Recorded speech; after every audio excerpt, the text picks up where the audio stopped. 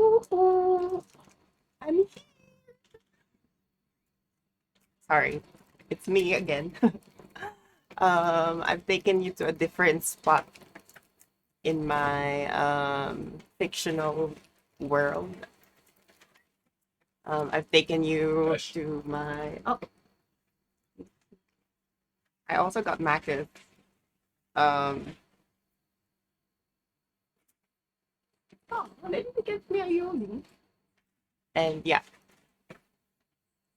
to anyone who's here, I hope you're having a good day so far. Um, and yeah, I don't know where you are. You're probably it's probably daytime, nighttime. Um, yeah, I don't know. But yeah, it's gonna be some yeah, it's gonna be something. It's gonna be something in your yeah. I don't know what I'm saying at this point. But yeah, just like I said, I will be not watching, but I will be what do you call this? I will be playing Supermarket Simulator because I'm kinda addicted to the game. Um, and yeah, I honestly like the game now. I'm like really into it at the moment. Oh, hi, big guy. Wow, Abigail just cheered Dex 2 bits. I'm doing good, big guy. Thank you so much for checking in. How are you doing? Did you eat your dinner or is it dinner time for you? Sorry, I just have to like put my drink on. I have this mousse strawberry. I'm drinking a mousse strawberry. Yada yada. I forgot what it's called. Mmm. I like. I have chips too. Although the chips are cold. And bacon and egg. But look at that. You call that bacon and egg? The egg looks like it went outside the shit. Like, where'd that go? Why does it look like that, Marcus? I'm gonna be a Karen. Oh, it's the cheese. Mm.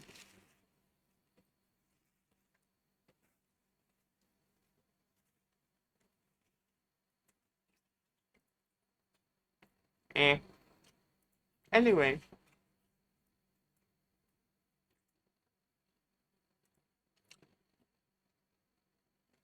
sorry, I'm still eating, so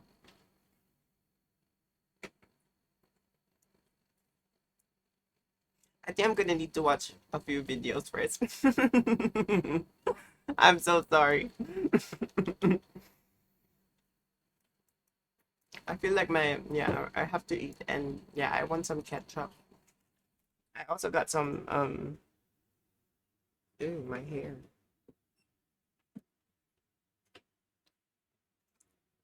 What do you call this? Mm, I was just gonna say that. Yeah. So, this large, is it an out? Would you consider it an outsourced IT firm? CrowdStrike. Mm. Yeah, that happened. I saw that one. Oh, so they make software on behalf of other companies, right? Or do they own their own software? Do they have their own software? Their own sort of things. I'm also looking for that video. Hmm, I see. So they're not, so they're a cybersecurity firm then?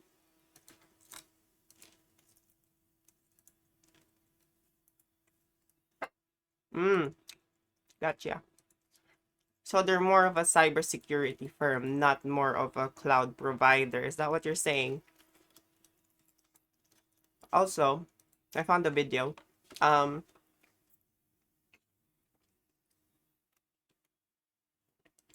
Give me a second. Let me just my God, my supermarket simulator is on and it's really loud. Mm, I found the video from Muhatar. His name. That's his name. Mm,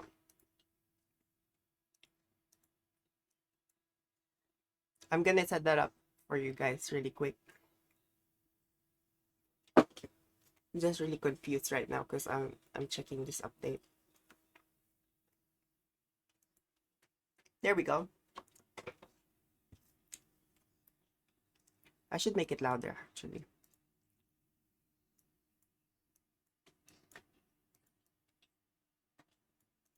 Hello, fellow Zoom meeting friends. How's it going, ladies and There we go. gentlemen? I've been up since 6 o'clock in the Yeah, morning, it's and it's if I sound actually like janky right now, it's because ah I see. Yeah, it happened to because Australia uses a lot of their products as well, or services rather. Um, yeah, a lot of banking companies in Australia got affected. Thank God I'm not using those shit at the moment, so I'm really I'm not concerned right now. Can you get this one in the door? What's that? Sorry, give me 1 sec. I'm just gonna grab something from the door and grab some ketchup.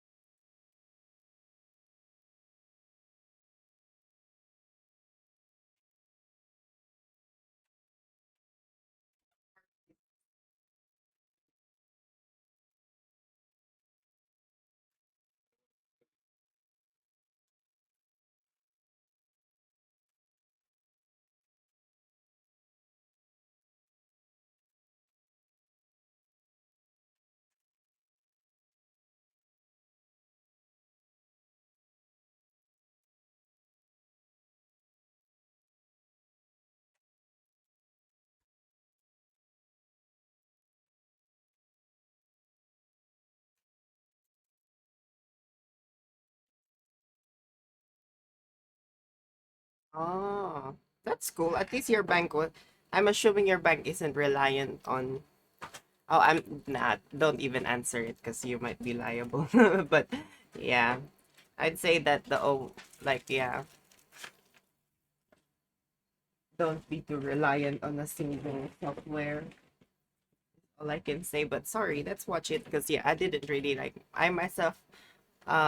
Yeah, I wasn't affected, although I had some of my banks affected, like a third party, you I know. have the jankier setup, even more jankier than usual. Okay, I got a little bit of that room echo going on. But you know who's got an even more jankier setup right now? Banks, airports, a lot of places are completely shut Oh down. yeah, some So earlier this morning, I thought that Microsoft got hacked. And you know, whenever there's a bad thing that happens to Microsoft or Windows, dude, I'm like the first guy lined up ready to take a massive dump on them. But today, it's not a Microsoft issue, okay, ladies and gentlemen. Today is an issue where if you work at an office like this, you probably see blue screens everywhere, okay? Like, literally, all the employees are just sitting around going, can't access the computer. It says that I got a blue screen. Go through a recovery page. I'm fucked. Well, if you go to an actual airport, for instance, right, like the Los Angeles International Airport, if you're trying to Free money fly for the today, you employees. probably noticed blue screens everywhere. I mean, people think there's a massive hack going on, a big cybersecurity day. But it's not a cybersecurity day, ladies and gentlemen. The truth is actually far more simpler than you can imagine, okay? So, I'm going to show you a company page here real quick. This is CloudStrike, by the way. So, what CloudStrike does, and I'm going to let them explain, is basically they have a software called CloudStrike Falcon. And the whole software, the whole point of it, okay, according to them, is to stop breaches via a unified set of cloud delivered technologies that prevent all types of attacks. So basically, malware, everything else. So I want you to kind of think of your standard antivirus software, you know, the stuff you install to protect stuff bad from happening. Yeah, think of that on more crack, okay? It's endpoint detection and response software. So, for a lot of these big companies like United Airlines, like your bank, you know, basically big Fortune 500 companies, they buy software from CloudStrike just so they can protect themselves. And for the most part, everything is pretty good. But pretty good is fine when you're dealing with actual hackers. What if I told you the antivirus company you pay big money, you hire, they pushed a update that ended up actually breaking every single system that you had? So while people thought it was like a massive cyber attack, eventually like Falcon, like the actual CrowdStrike guys, basically said, yeah, we had a problem with a content update for Windows hosts.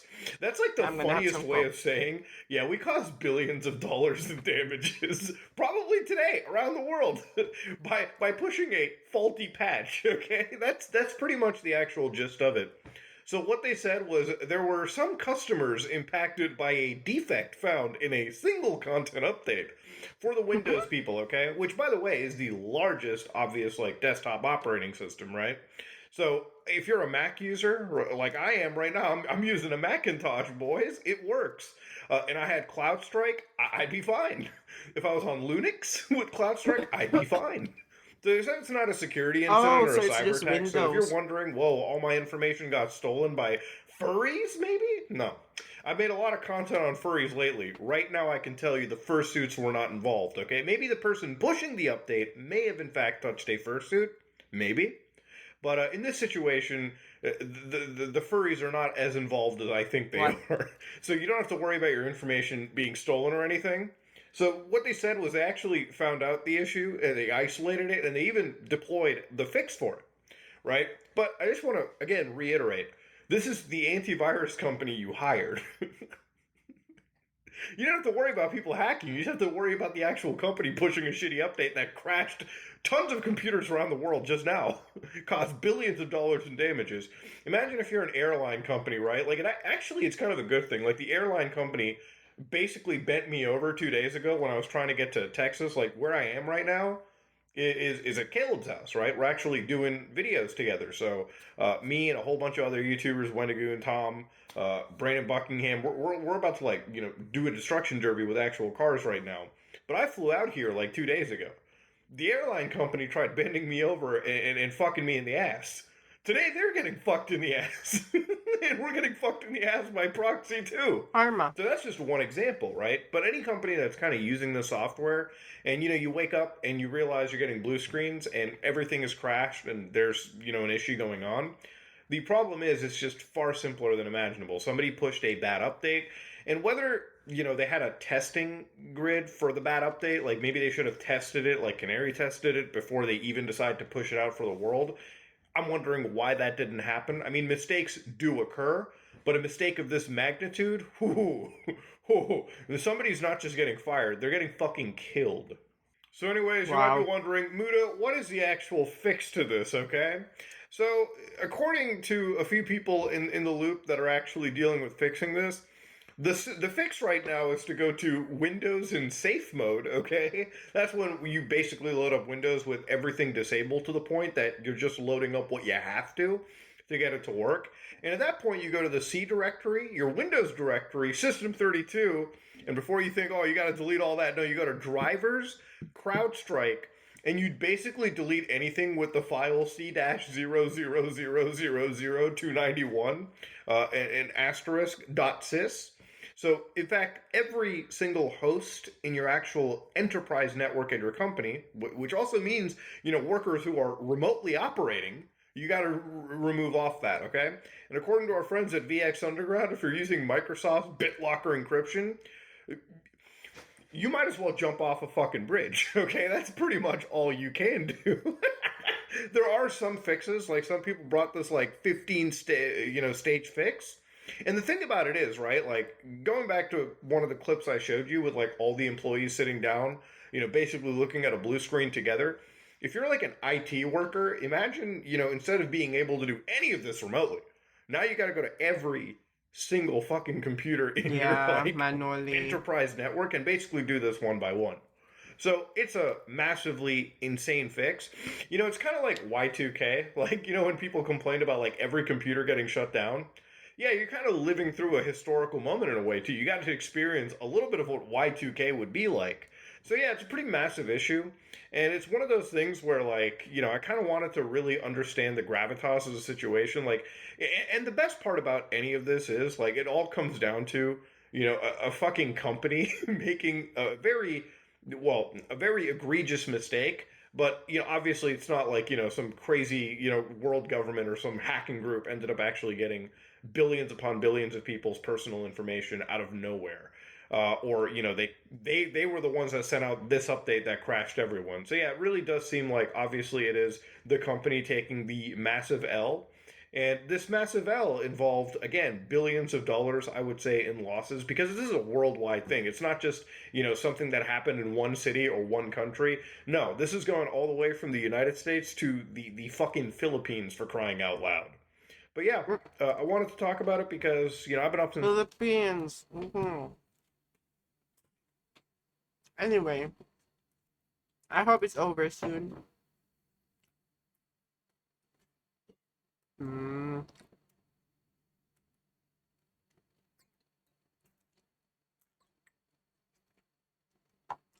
God bless. Thank God you're not affected, though. Hallelujah. I mean,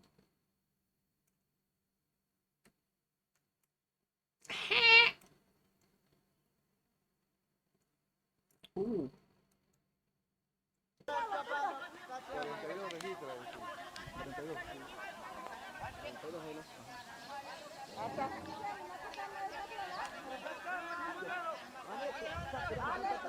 Allah. Wouldn't that introduce some sort of like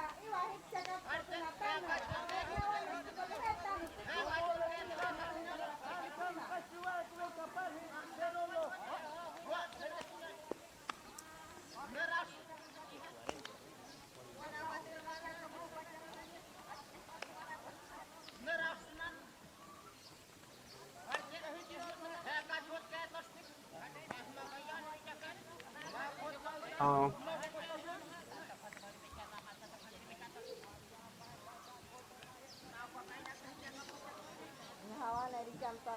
Yeah. I think there's an island of India or something.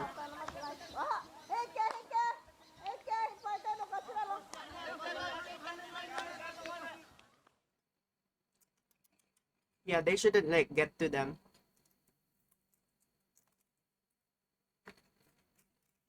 Because of the immunity, our immunity towards many things.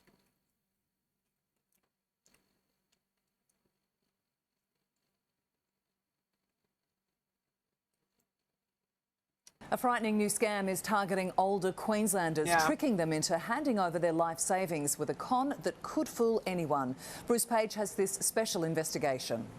That was a dum-dum. It's cold, calculated, and incredibly cruel. They're targeting the most vulnerable people. Right now, heartless scammers are targeting Queensland seniors, robbing them of their life savings, using scary new tactics. Their latest plan of deception begins with a phone call to an unsuspecting landline from a person pretending to be from your bank. The victims are told that because the accounts have been compromised, they believe that a member of the bank is involved in that. They ask the victim to go to the banks and then withdraw a significant quantity of cash. Then told to return home and wait for a courier who comes and collects the money. They're told that they'll be checking the serial numbers or fingerprinting the cash, and that's why the caller needs that cash. In 1 month alone, 3 older Queenslanders were conned out of more than $30,000. In May, a 73-year-old Kalanga woman withdrew and handed over $9,500. Days later, an 84-year-old This would be fine if you have someone in your family telling you, oh my god, that's really bad. But yeah, it would be usually fine if you have a grandson or family telling you, no, that's likely not true. But as you can see, they don't persuade you to it. They just go straight to it. Like, oh, basically build that sort of barrier between you and your bank, so you couldn't tell them. You know, basically, yeah, some sort of paranoia. Sorry, I'm also they introduced some Mac's or McDonald's, you know, M logo, the one that doesn't exist in Russia. They introduced some sort of what do you call this again? Spicy McNuggets, and it's not bad. It's actually not bad. I like them. Okay, sorry, let me just keep playing that out. Bray Park woman was deceived into parting with $10,400, and an 81-year-old Lawton woman withdrew $11,000. And they put their trust in a situation, and then finding out that they've lost a significant amount of money is very concerning for them and quite distressing. What makes this scam more alarming than most is the courier turning up at your door. Police believe they are in on the scam too. How can we seniors protect ourselves? My advice would be to hang up the phone and say, I'll call the bank directly myself. Detective Martin says it's also important to talk to family, friends and neighbours to educate yourself about what scams are out there. There's a lot of value in that to have those conversations with people to go, oh, hang on a minute, maybe this isn't quite right. Because the sad reality is, it's unlikely these victims will get their money back. Bruce Page, 9 News.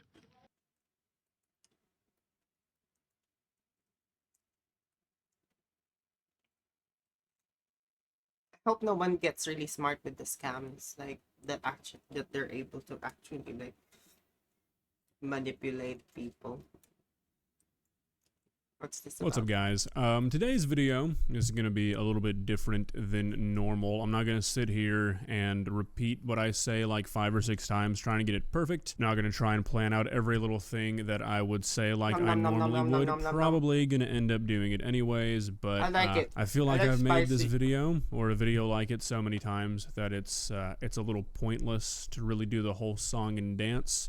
So here we are. As I'm sure many of you already know, yesterday I got a strike for a video that I uploaded talking about a video that's here on YouTube where a guy likes to drink his wife's breast milk. It's a video that, like I said, is on YouTube right now. Many other people have reacted to it, made commentary videos on it, some of those videos having millions of views. And yesterday I got a community guideline strike for making a video of my own. Now I'm making this video because this is just such a big problem on YouTube, and it's been such a big problem for such a long time, and it's just gotten to a point where it's ridiculous. It's really something we can't ignore anymore, and by we I mean content creators. I don't really expect you guys to do anything. It's not your responsibility or anything Get like a that. But I've lawyer. been thinking about this a lot over the last 24 hours, and it's a comically bad situation. So when I first uploaded the video after it went through all of its checks and everything, it got Oh my god. It got no ads on it, which is pretty much what I expected. I wasn't really too upset about that. I'm talking about a dude who likes to suck on titties. It's kind of expected that I won't get advertisements on that one. No big deal. Then like 45 minutes, maybe 30 minutes after I uploaded it got age restricted, which again is something I kind of expected. The original video on YouTube is age restricted. I tried to cut out some of the stuff that I thought got it that restriction, but obviously I wasn't successful. So I got an age restriction. Again, not really a big deal. It's part of the game. Sometimes it happens when you cover certain topics. Who cares? Then at like 2 or 3 in the morning, I got an email saying that my video had been removed for violating the community guidelines. This is where I was like, okay,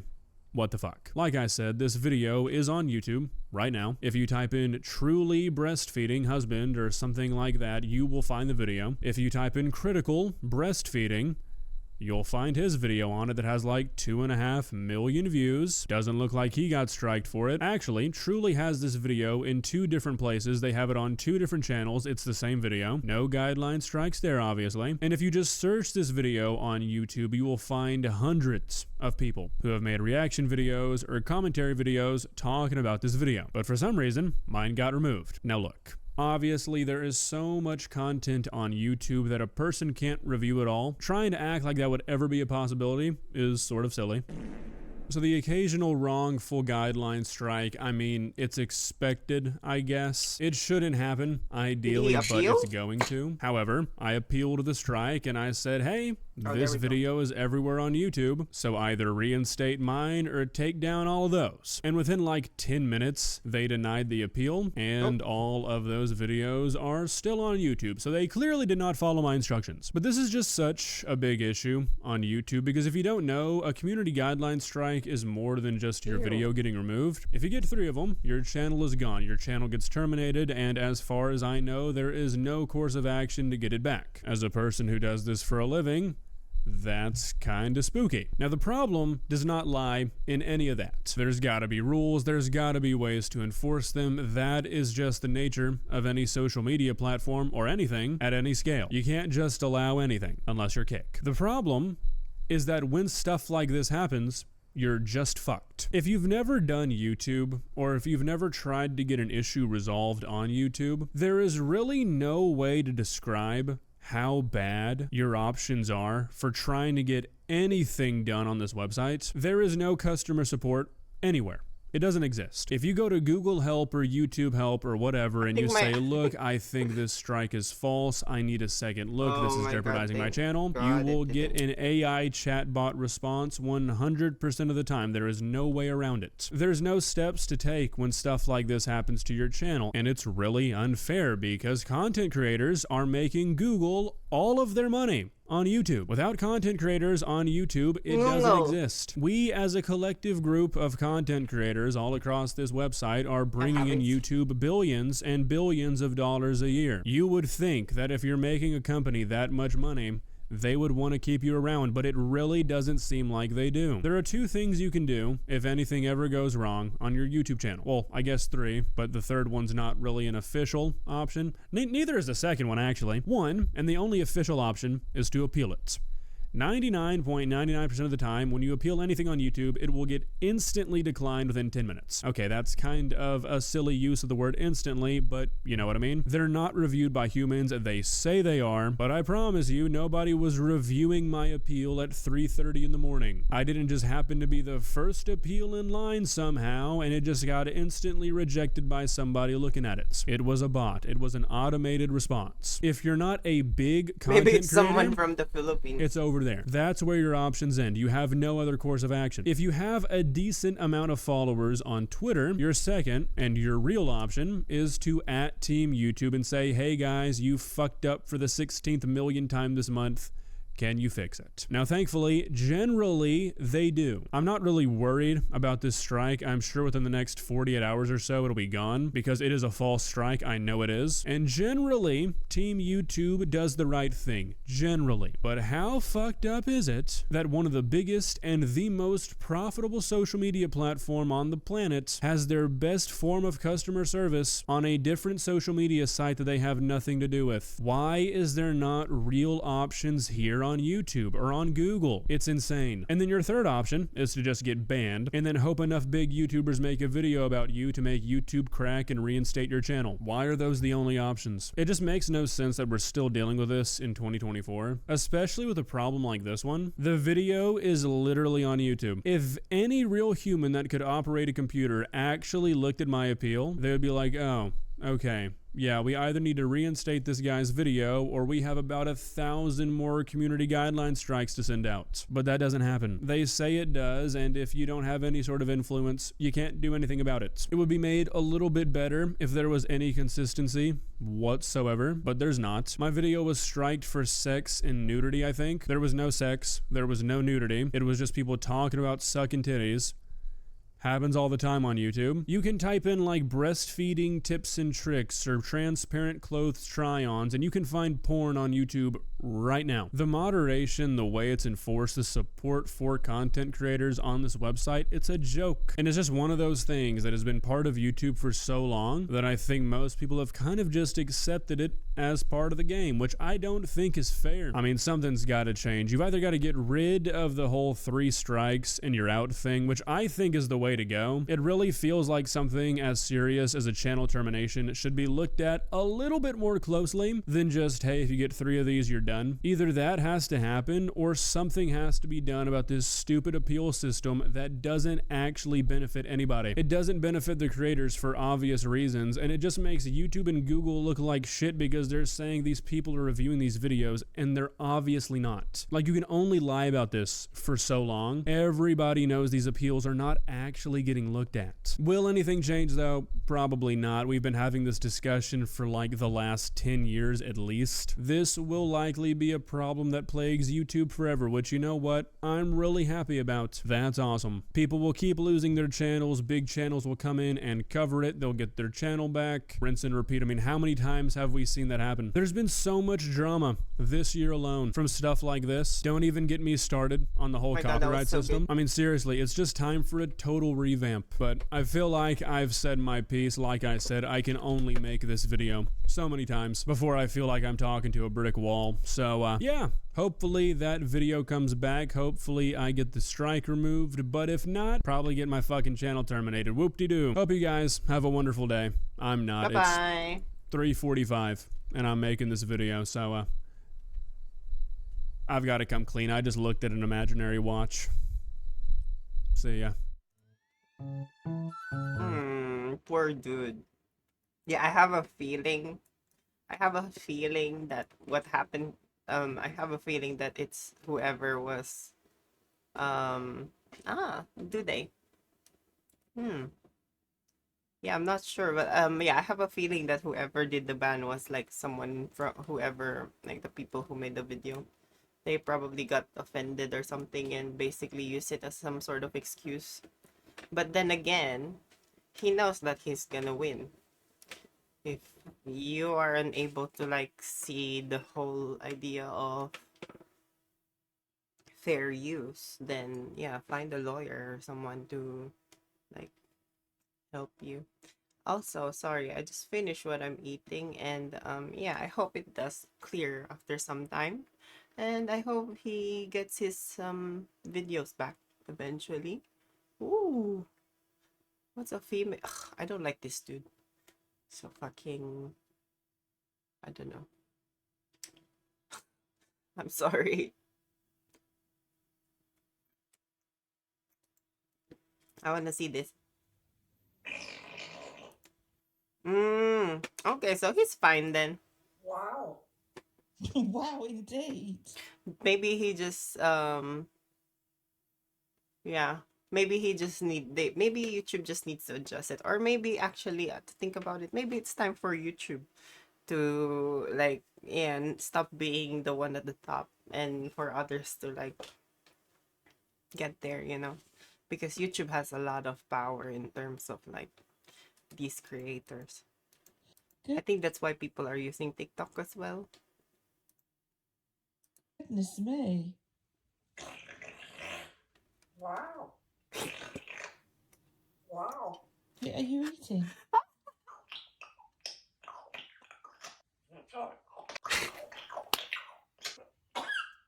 Oh dear, you got a bad cough. Are you spitting? Can you do the police?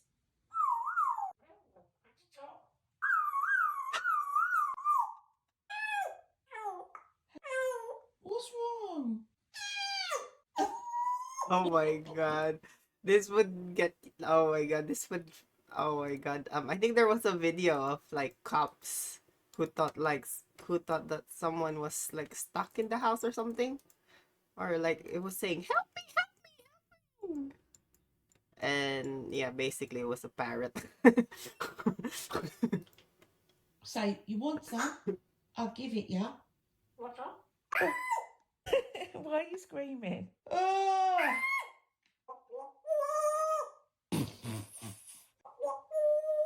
Lovely singing.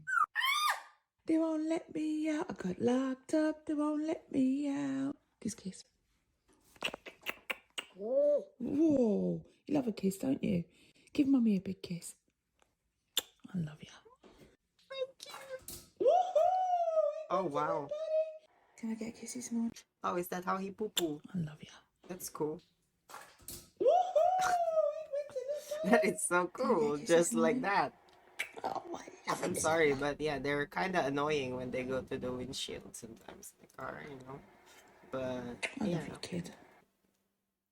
they're so cute.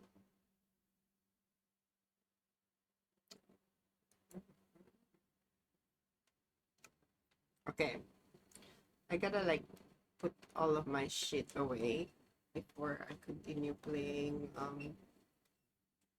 But ooh, I want to see this. Hello everyone, this is your Daily Dose of Internet. The police were looking for a suspect and last saw him running towards his house.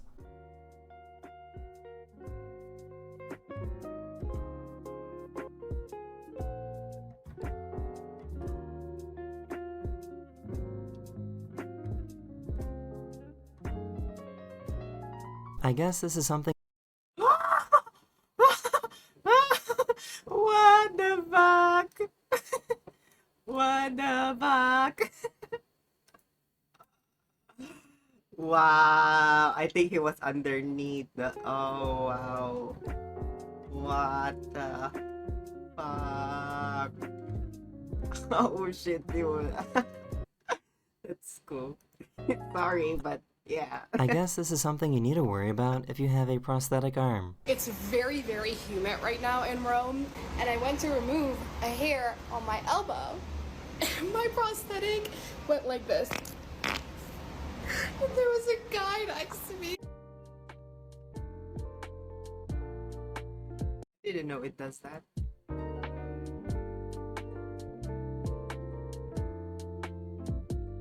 Oh. I really wish I never saw this video. What the fuck? Yeah, what the fuck is this shit? These ladies found a ferrofluid speaker in a recording studio.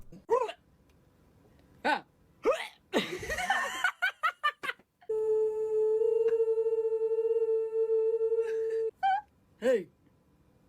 Hello? This baby tried drinking Sprite for the very first time.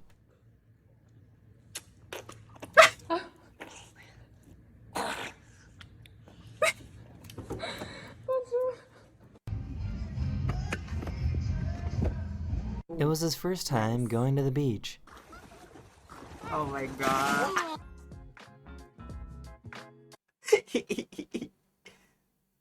What's a ferrofluid? What's a ferrofluid? Well, how do you make some? Tell me about it.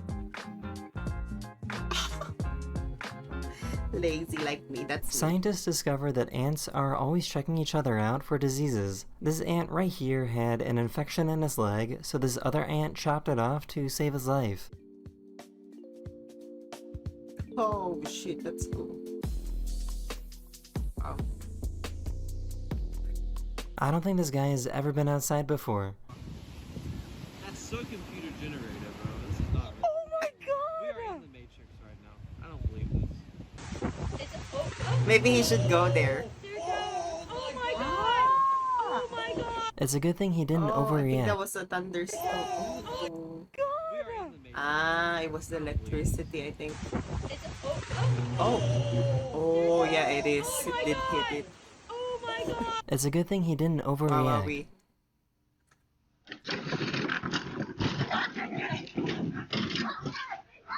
So I guess if you spend Bruh. a long He time at the slot overreacted. machines at a casino, they will have an employee come by to give you a massage. What the hell? I wish I was that grandma. That's fucking good. Oh, that feels so good. Did somebody wow, order a loaf of bread? Look, are you a bag of brains? Yeah. I just found out that there's a restaurant in India that shows my videos every single night. This haircut looks horrible. I had a cute pot. You look good, honey.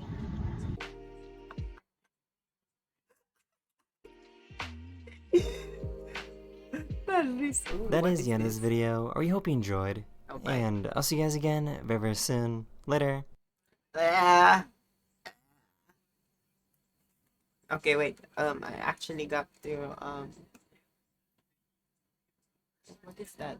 Oh, inspiring. There's a high school in Korea known for their, well, should I say, not the most usual graduation pictures. It's Uijeongbu High School in Gyeonggi-do Province. This year, they've lived up to everyone's expectations. A girl with a bob haircut, wearing a white skirt and a blue striped shirt. Who do you make her out to be? It's Honey from girl group New Jeans, a recreation of a viral moment when she performed at Blue Coral Reef. Some students turned themselves into the emotions from animated feature Inside Out 2. These students mimic love bugs, which remain attached together after mating. The creativity of these high school students are well captured in the yearbook photos. In fact, the Uijeongbu High School graduation pictures first gained attention in 2009 and has remained popular ever since. Their graduation photos have become an annual attention grabber with original ideas and on-point impersonations.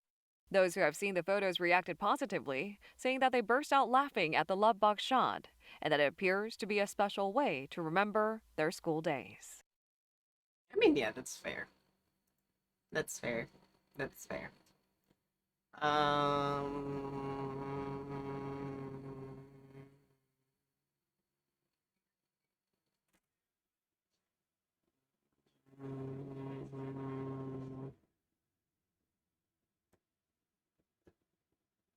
Okay, watch that for a second.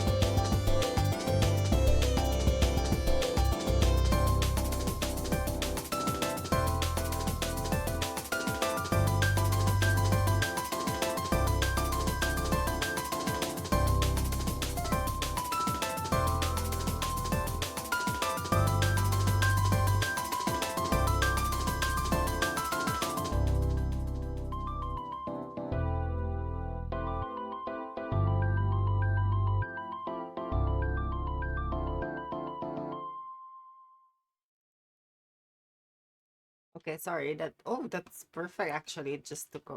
Okay, amazing. I'm gonna be playing Supermarket Simulator, because yeah, that's the thing I'm supposed to be playing. So yeah, welcome. If you're here, and oh wait, where's my fucking face? Oh, I think I hid my face on camera. Sorry about that. I just have to wipe my nose. What was I gonna say? I'm just gonna like, how do I adjust the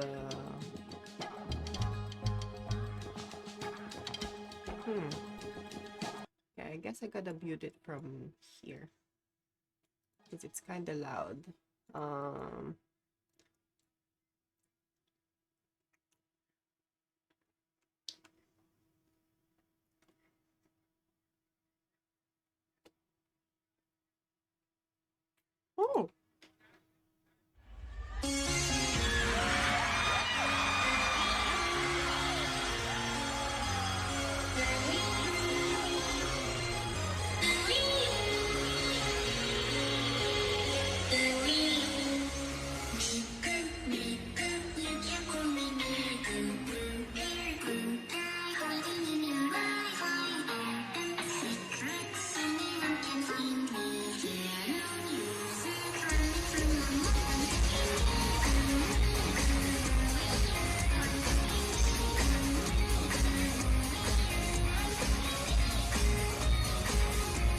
What is this?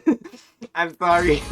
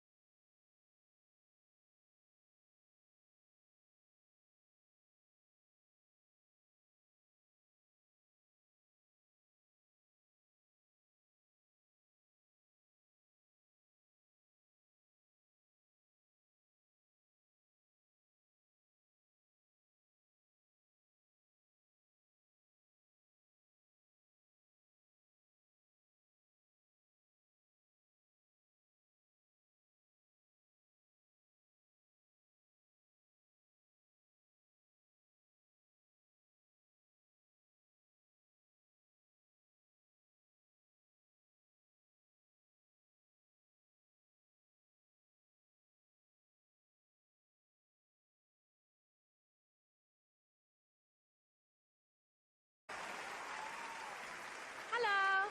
Hello. What is the name of your group? We are Avantgarde from Japan. Oh, welcome. Welcome to America. Is this your first time in America? Yes. A lot of people have said when they've come for the first time, they love the burgers over here. Have you been eating burgers since you got here? What? What burger? もちろん食べました。 Of course we ate burgers. Okay, I'm guessing this is a dance group? Yes. What makes you guys different than other dance groups that we've seen before? なぜこのダンスグループは他と比べて違うんですか？日本の魂を詰め込んだオリジナルダンスをします。Because we have an original dance piece filled with the Japanese soul. Well, the stage is yours. I wish you good luck.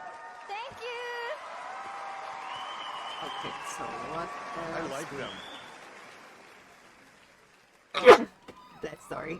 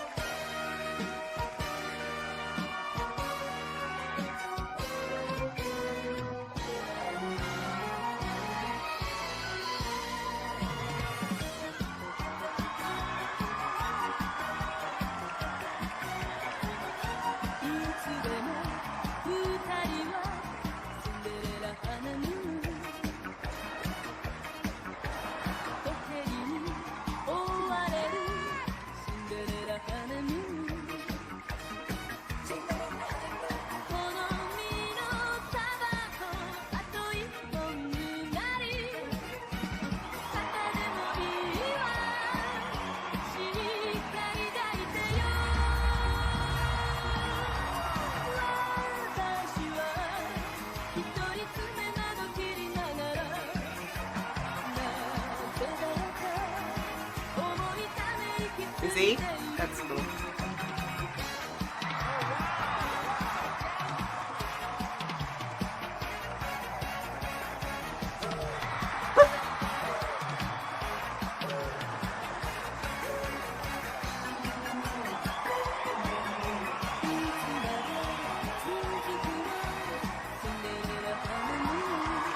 Oh my god, look at their faces. They're like they're fucking like they're just doing that. Okay.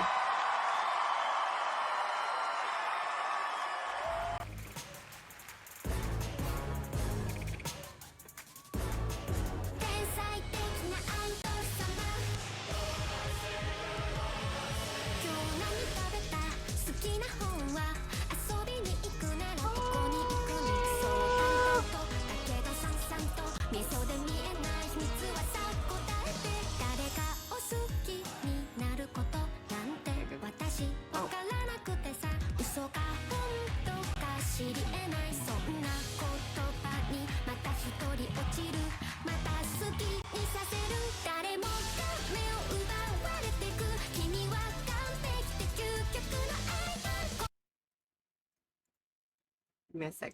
Let me check it out. Cause yeah, I'm done with that one. Sorry. Oh.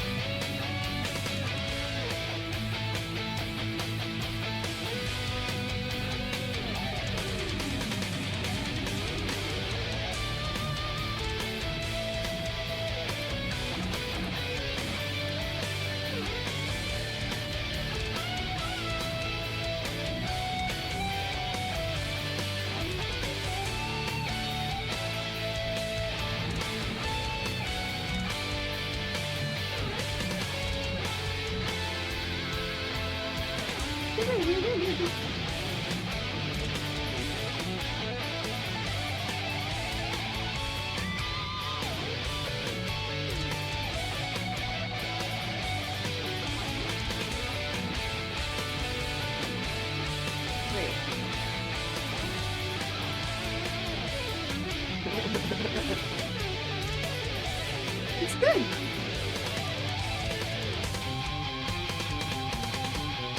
Oh, there it is.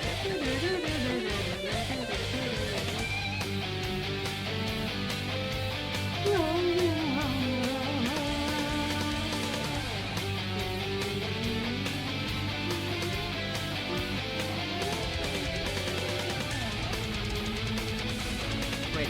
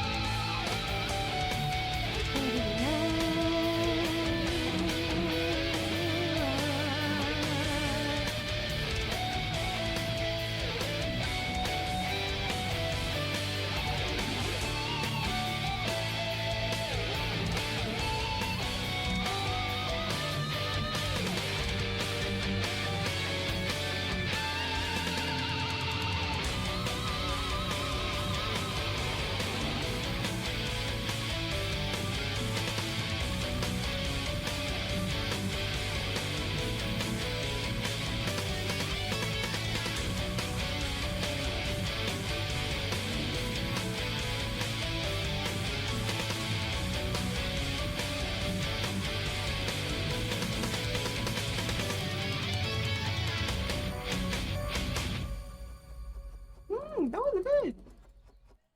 Yeah. Alright, I just gotta like get this really quick.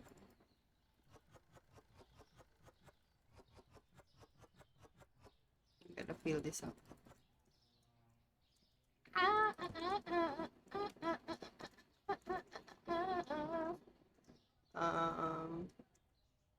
Okay. Now I gotta move this. I'm gonna move this in here instead. Yeah, I don't mind the podcast ones. Like I don't mind listening to something. Like I'm just really like trying to like there we go. Trying to like perfect the designing, design because I'm a supermarket designer. That's what I am. A supermarket designer. Anyway. You're fine. I'm gonna be looking. Just send me. Oh, let's see. Let's watch some Velvet, shall we? Yes, girl. There. Your favorite. Hi everyone, it's Velvet. Hi. Today I'm going to Hi, put in Velvet. Japanese subtitles. Today's content is exercise. I'll try lots of exercise such as jump rope and Oh balance shit, I ball, don't exercise. I'm so embarrassed. so please watch it. I only I'll stand just up let my hair in 24 the gym hours a bowl. day and put myself to torture chambers.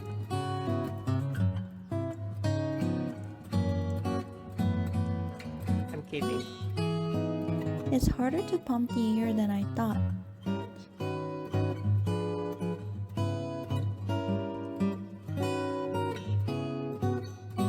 Do you like sports? I hate I'm not good at sports, but I like it. No, I'm not good at it either.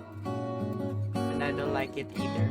I only like it at the beach. Oh, see, I'm answering her questions, even though, yeah. Oh, is it? Oh, yeah, it is a year ago. I don't want to watch it anymore because she's talking about exercise.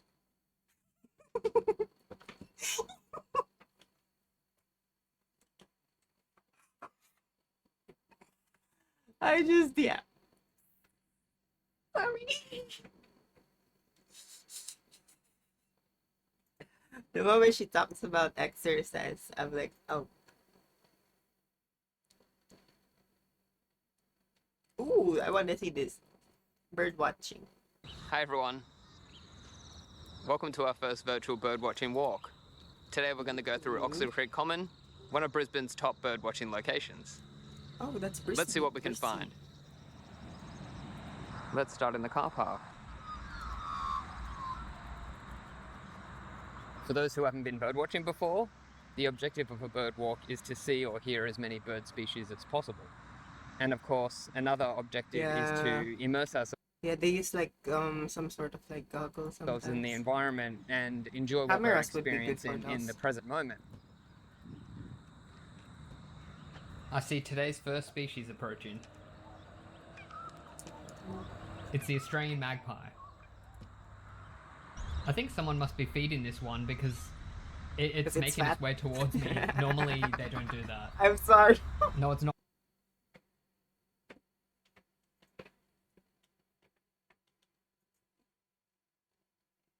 I'm sorry, please. I repent my sins. One of those videos where I get swooped.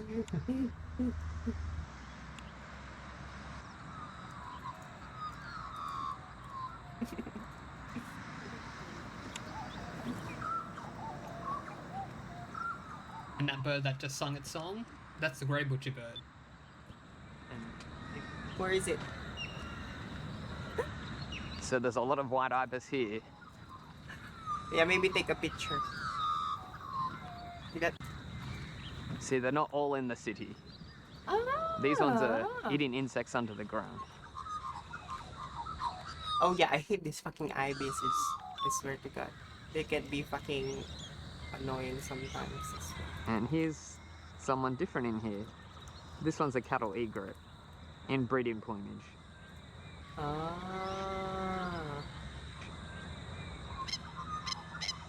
Okay. Oh, the bird is loud. Those are masked lapwings calling. Let's see if we can find it. Oh, here we go.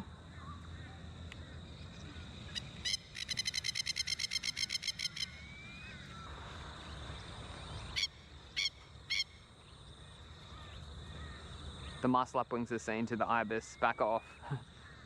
They might have chicks.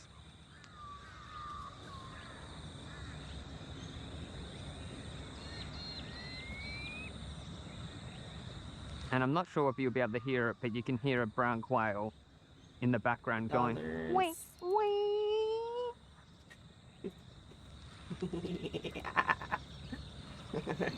So let's have a closer look at the cattle egrets here. So they'll follow the cattle along and they'll kick up unsurfaced bugs and so forth, and then the cattle egret will have a meal. You often see them riding on the backs of the cattle as well. And the cattle don't mind.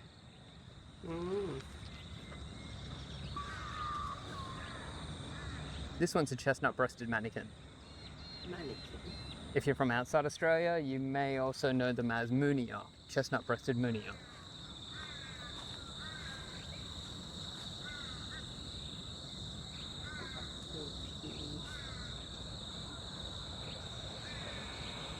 I think the ibis look really cool in this backdrop.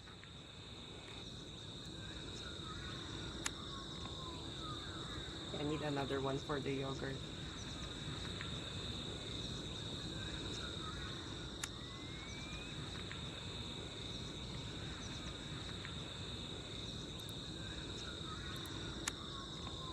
Oh.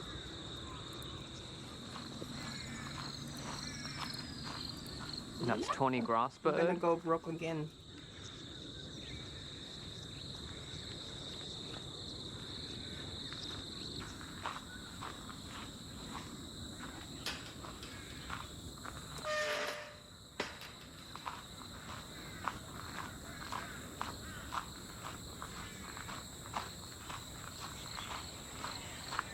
This one's Lowen's honey eater.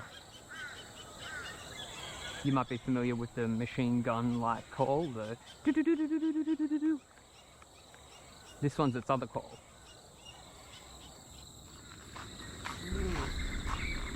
And grey shrike thrush. And here we have our brush turkey.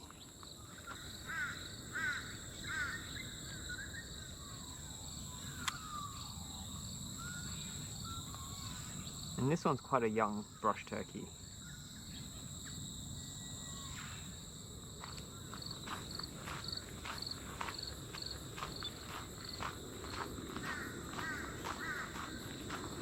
And of course we have the Teresian crow call in.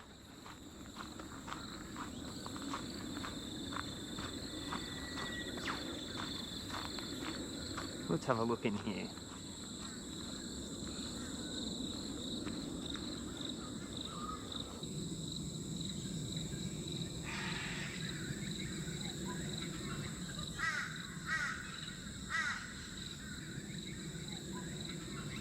And here's the Teresian crow that's calling. Quite sick. Oh, and yeah. They're gonna fly off. I've seen that one. Seen some of those.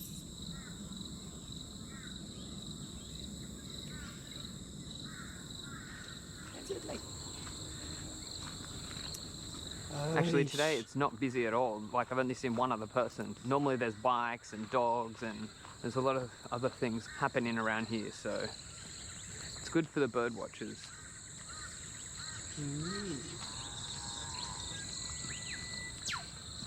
You might have just heard that. That was a whitbird. Eastern whitbird. They're easy to hear but hard to see.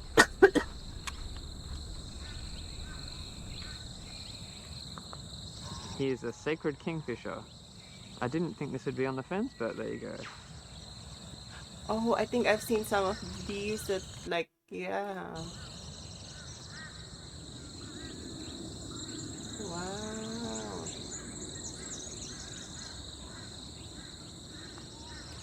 Here we go. And we have a redback fairy wren here.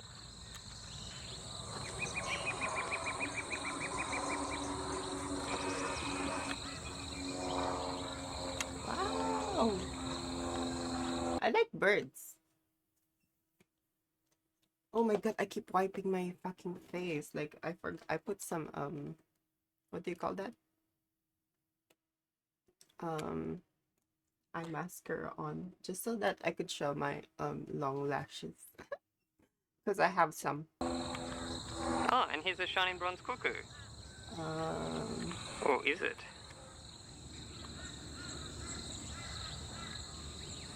I think I need to submit this one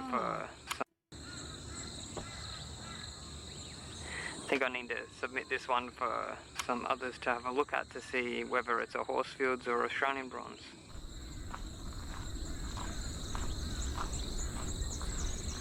Ooh.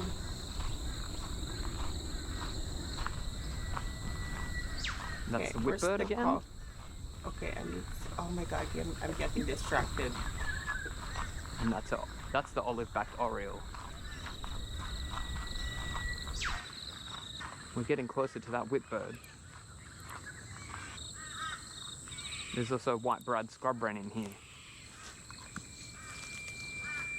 Oh.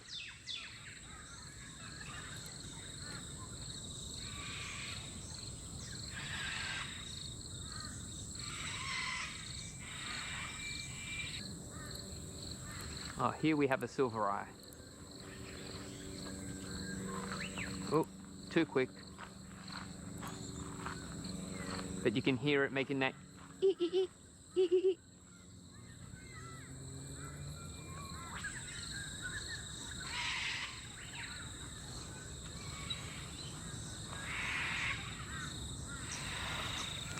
So that squawking, those are sulfur-crested cockatoo.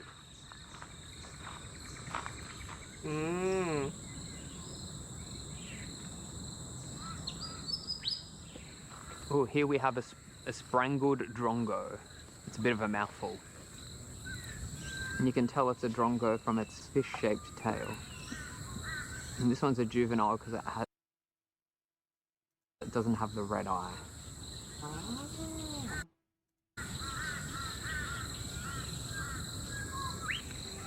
Ooh, just in time. Other bird species are not too fond of sprangled drongos because the drongos go for their eggs and young, so they'll eat them. That one, the call of that one, that's Willy Wagtail.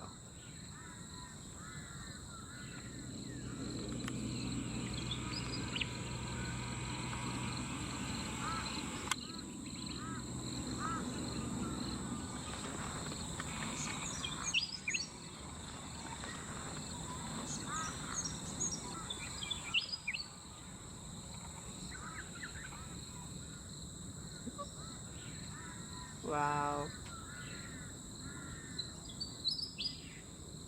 And What this is camera is he using?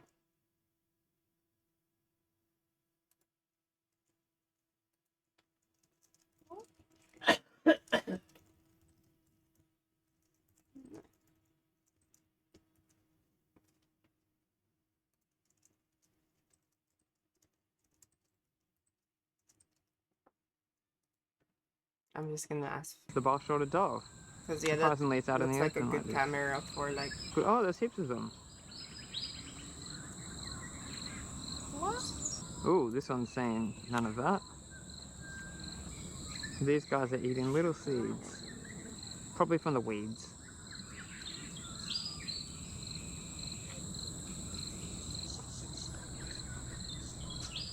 So bar-shouldered doves are the ones that go. Oh, too many things to look at this morning. Let's see if we can zoom in. Here we go. Here's that sacred kingfisher we saw earlier.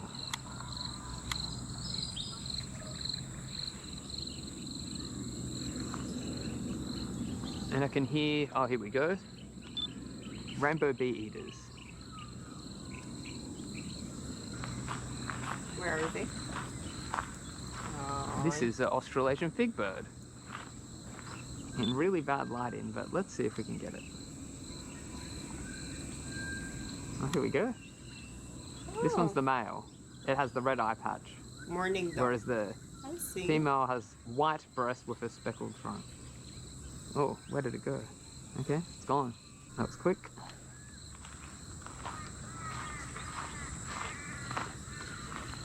Oh, I'm gonna Ooh. subscribe to this feed. We are lucky today. Let's see if we can see these rainbow bee eaters. And here we go. Wow!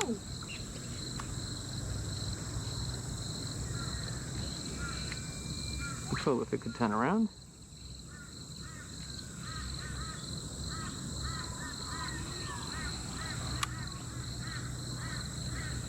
What do we have here? Oh, this one's a brown honey eater. Oh, too quick. I didn't get to see that bird. Oh, Oh, this one's there a it brown is. honey eater. Oh, too quick. Oh, bye-bye.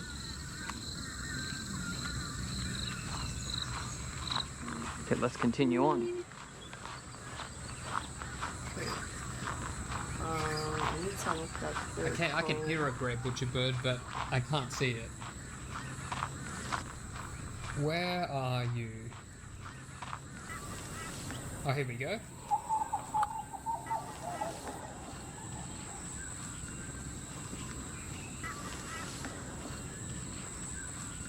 Wow!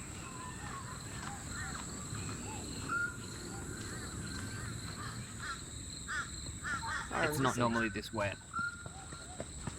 The last few days, there's been quite a lot of rain.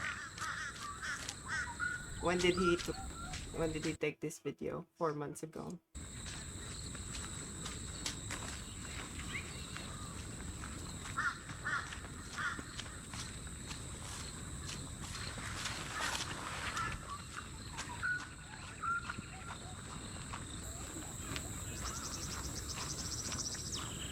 That's tawny grass bird. Call in. Oh, there goes the tawny grass bird. I have to And get drop it another. I might actually hire a new employee. That grass must taste good. I'm surprised that the cows don't get cut by the barbed wire though. Barbed wire fences can be slow and painful deaths for birds and bats when they hit or they get tangled in. There are some pretty simple fixes like placing the top wire with a smooth one or placing a plastic cover over the top. Oh.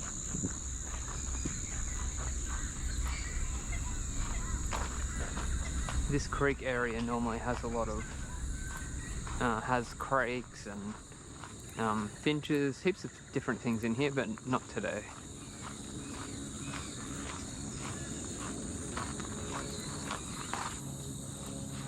I see some small birds splitting back and forth up ahead. Let's try and find out what they are.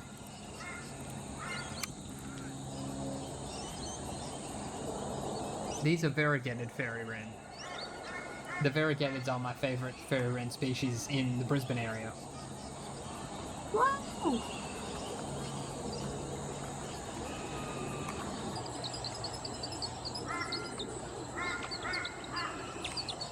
You can see some of these birds around, like if you just go for a W.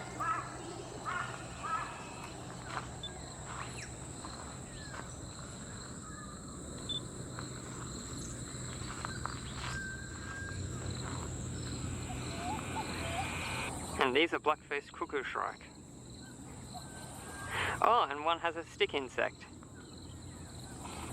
It's whacking it against a branch to pulverize it, so it's easy to eat. So here we go. And it has breakfast. Yum yum.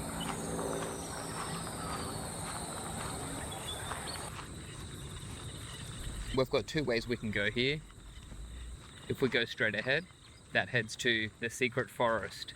And to the left is Willy Wagtail Way, which heads to Jabiru Swamp and Pelican Island. Both ways have different species. The Secret Forest is similar to what we've seen before, so we're going to head down Willy Wagtail Way because there's a swamp down there, and we can see more water birds at the swamp.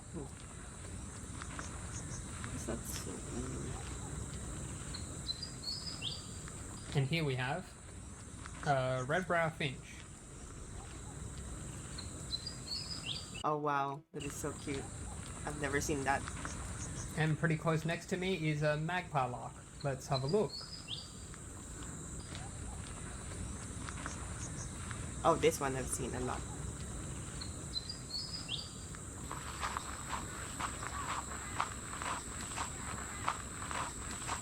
We're now approaching the end of today's bird walk. I've included in the video description the complete checklist of all the birds seen and heard on today's walk. The total number of bird species identified this morning was just over 50. Wow! Over 50, that's cool. That's a lot. And now still. we've arrived at Jabiru Swamp. Before we go, let's try and squeeze out a few more other species. Oh, okay.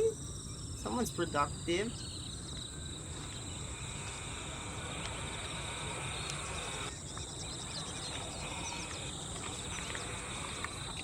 Here's an Australasian swamp hen. Here we have an Australasian darter. This one's a male.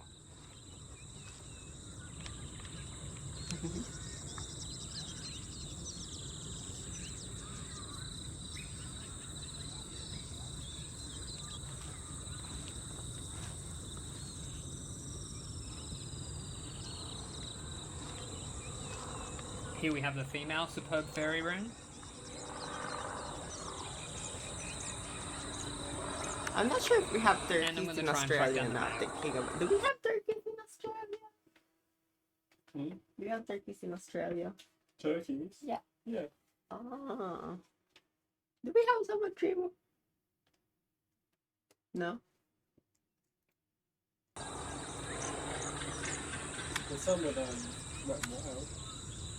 Wet and wild? Yeah. Yeah, usually they're just outside, I right? used to see them in the wild when I used to work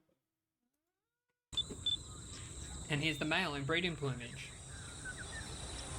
That's great because just this morning we found the 3 fairy wrens available in southeast Queensland. Okay, let's finish up.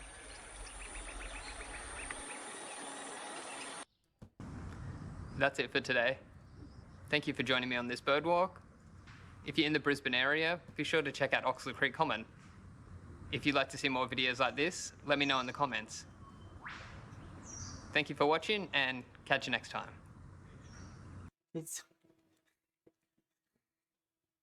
I'm sorry, it's just like so slow to talk. I'm gonna hide myself because I'm shy. Today, you are going to learn how to identify the three most common calls and sounds that a mourning dove makes. If you've heard them all before, let us know in the comments below and where you live. I think I've heard some Okay, of these let's here. get started.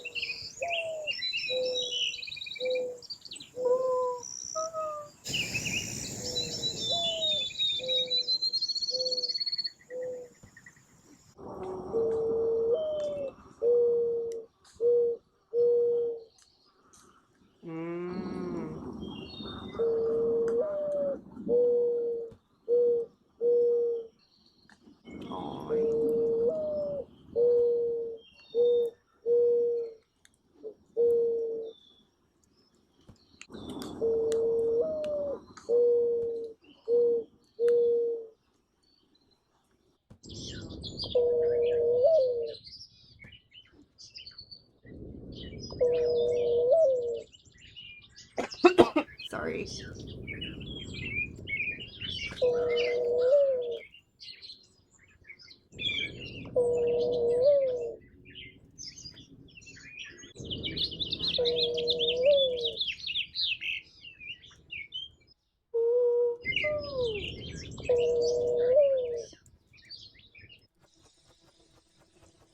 Okay, fine. I'll subscribe to this one.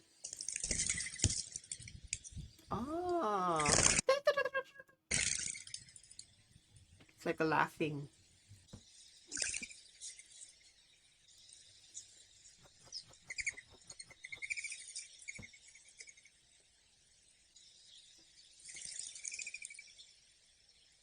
I might put the eggs here actually.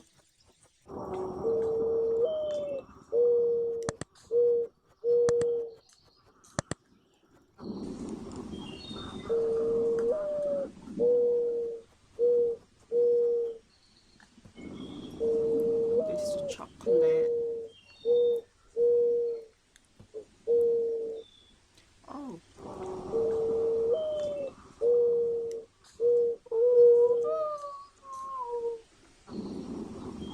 Ooh, I want to see this. Graphic. Oh no.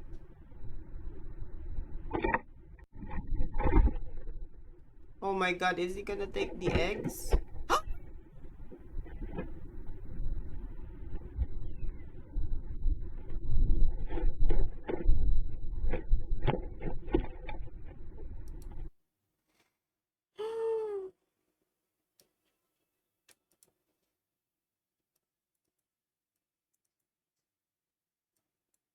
Oh no.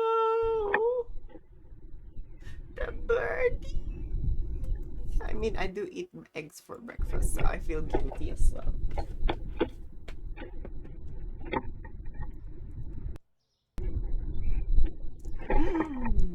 No, why'd you do that? Why you do that to the birdie?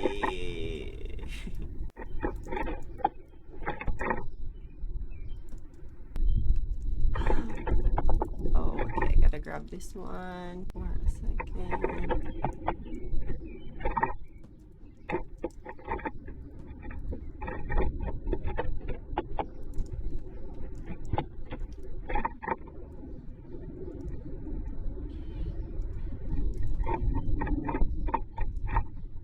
Allah, the bird.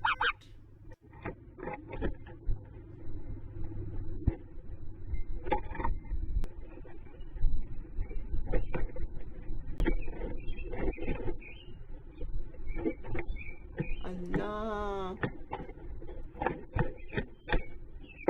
Such a cute bird. I'm so angry. Oh, what's this? The decline of China's shopping festival, a sign of economic problems.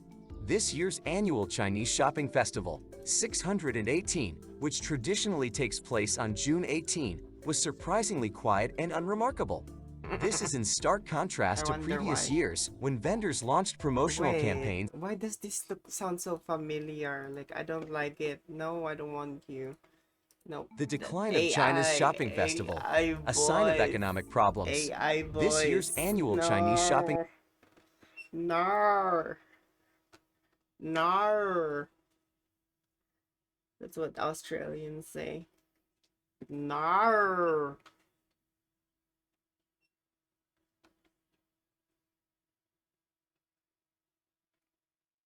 Oh, what's the nice guy epidemic? A year ago, I did a video talking about pick-me girls because, you know, I was a deadly pick-me girl when I was younger. Oh my god, pick me. And so today, I thought that we could look at the Why did it suddenly get muted? other side of that pick-me girl coin, and we're gonna talk about nice guys. So just like pick-me girl or narcissist or psychopath, I feel like nice guy gets thrown around a lot, and it's not really used properly, in my opinion. So let's talk about what is truly a nice guy. So according to the tabs.com, nice guys are different from good guys, all right? Nice guys are nice, but they have ulterior motives. They believe that because they are nice, they're automatically owed something in return, and therefore will guilt women into giving them attention because they think that they deserve it. So what is the difference between a nice guy and a good guy, right? You are not a nice guy if you struggle to date or you're frustrated with dating. Also, you are not a nice guy if you struggle to date because you're timid or shy or have a weird interest or have pushover tendencies. That doesn't make you a nice guy. What makes you a nice guy is, can you guess it?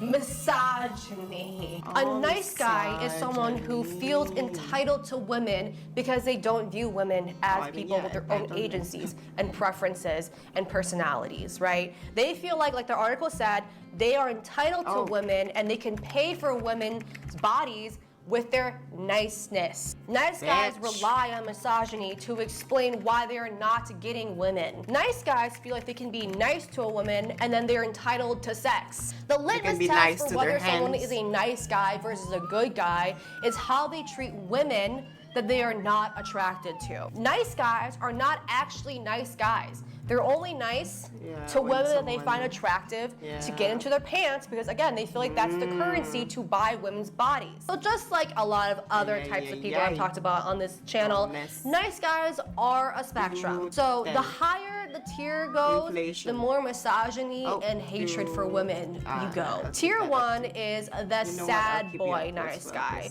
So these guys are not really angry at women, they just tend to feel bad for themselves with the sprinkle of misogyny. The good guys always finish last. For some reason, girls go for guys with a past, but the good guys don't have one. The good guys are waiting for the one, a girl they can worship like the sun. These are the guys who will buy you flowers and open the door.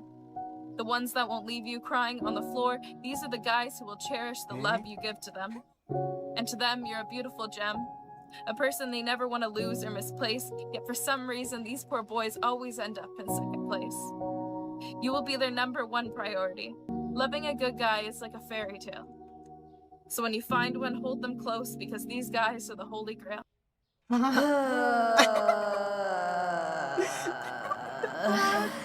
Oh my god, who made this sound, by the way? She's like in tears, sobbing about nice guys not getting any titties. Far too often, these men get overlooked and underappreciated, I know from experience. Check out the link in my bio for free resources to help you. Okay, I get it now. He's selling a course, you guys. Like, also, what is the implication of this video here, right? Like, it just looks like depression for sad boys on the internet, because none of these clips have anything to do with being a nice guy. I mean, like, he could literally use all these clips and be like, well, I'm sad that I have hemorrhoids, and it would literally look the exact same. I pooped so hard that I ruined my ass, so my hemorrhoids flared up once, alas. Also, like, isn't he a coach? He like literally sells a course to help sad boys who struggle with dating. Like, shouldn't he be swimming in then? Oh my god, like what if he has a girlfriend this whole time? Cause you know, he like got his Riz up and stuff. But then like he has to keep up like this like Hannah Montana, like, you know, sad boy personality to like sell his course. He's like, okay, I know we're having a good time, but I have to film sad boy, e-boy content to sell my course. All right. Got my dogs out and go. The good guys always finish last. For some reason, girls go for guys with a past, but the good. Got it? Okay, okay.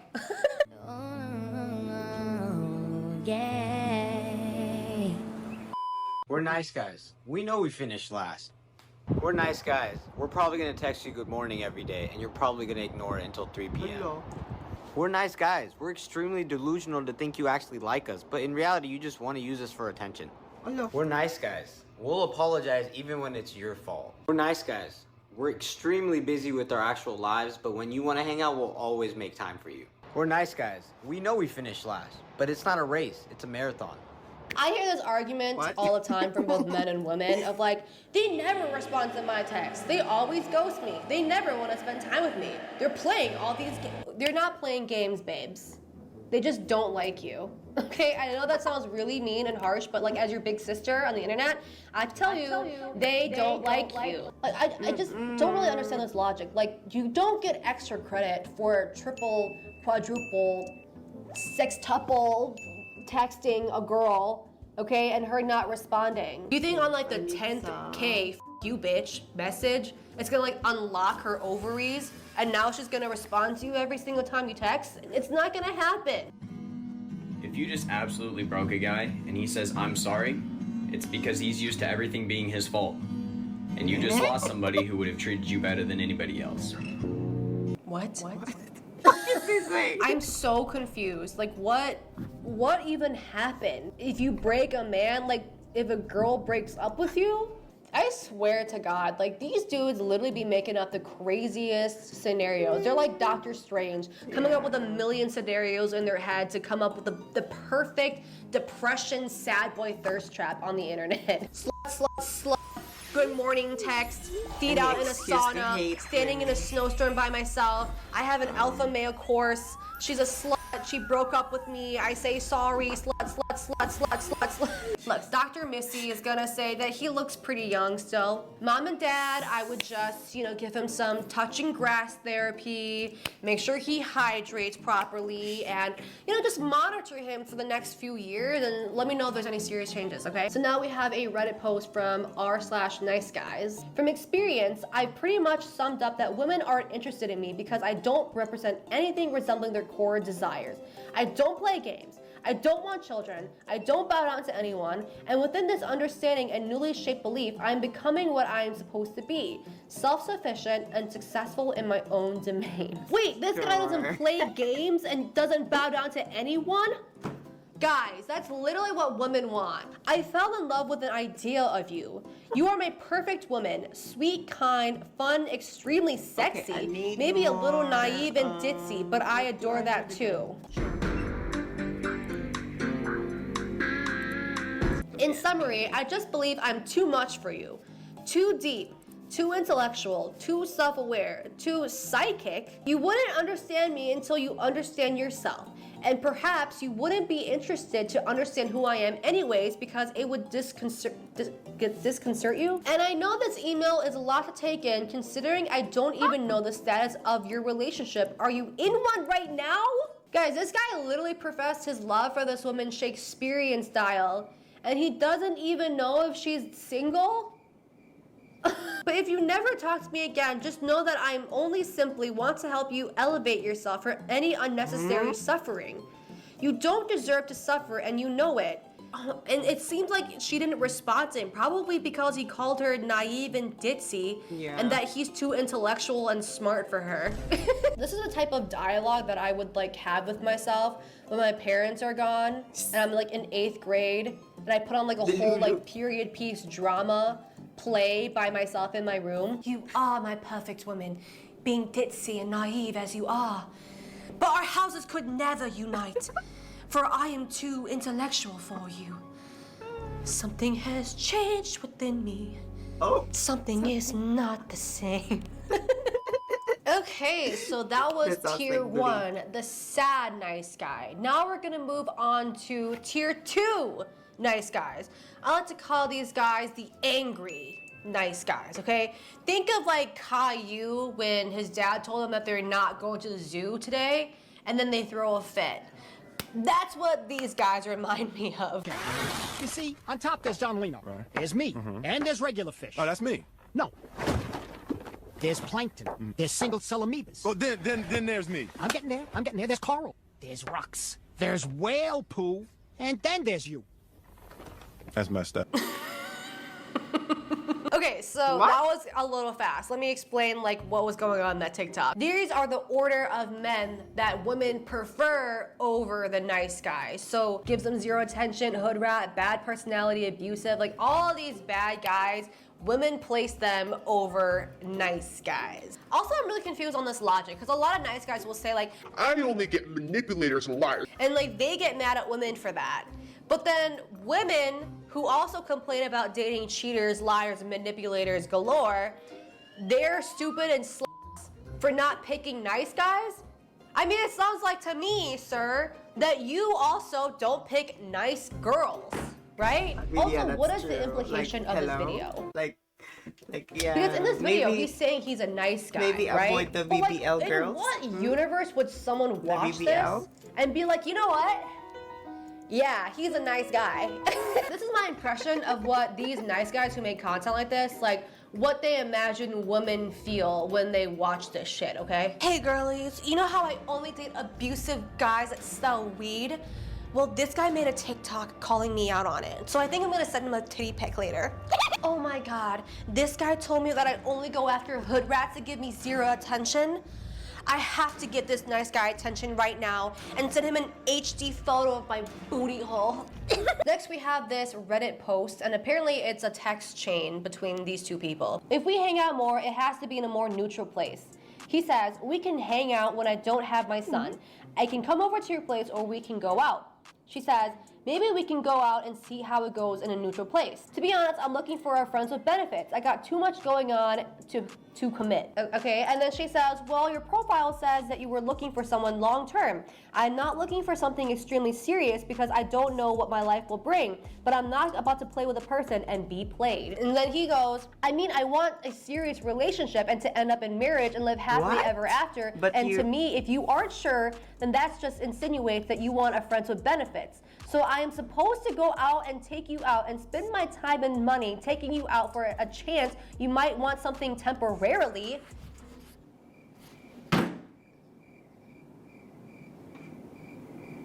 No, I gotta put my fedora back on, guys. This is a fedora moment.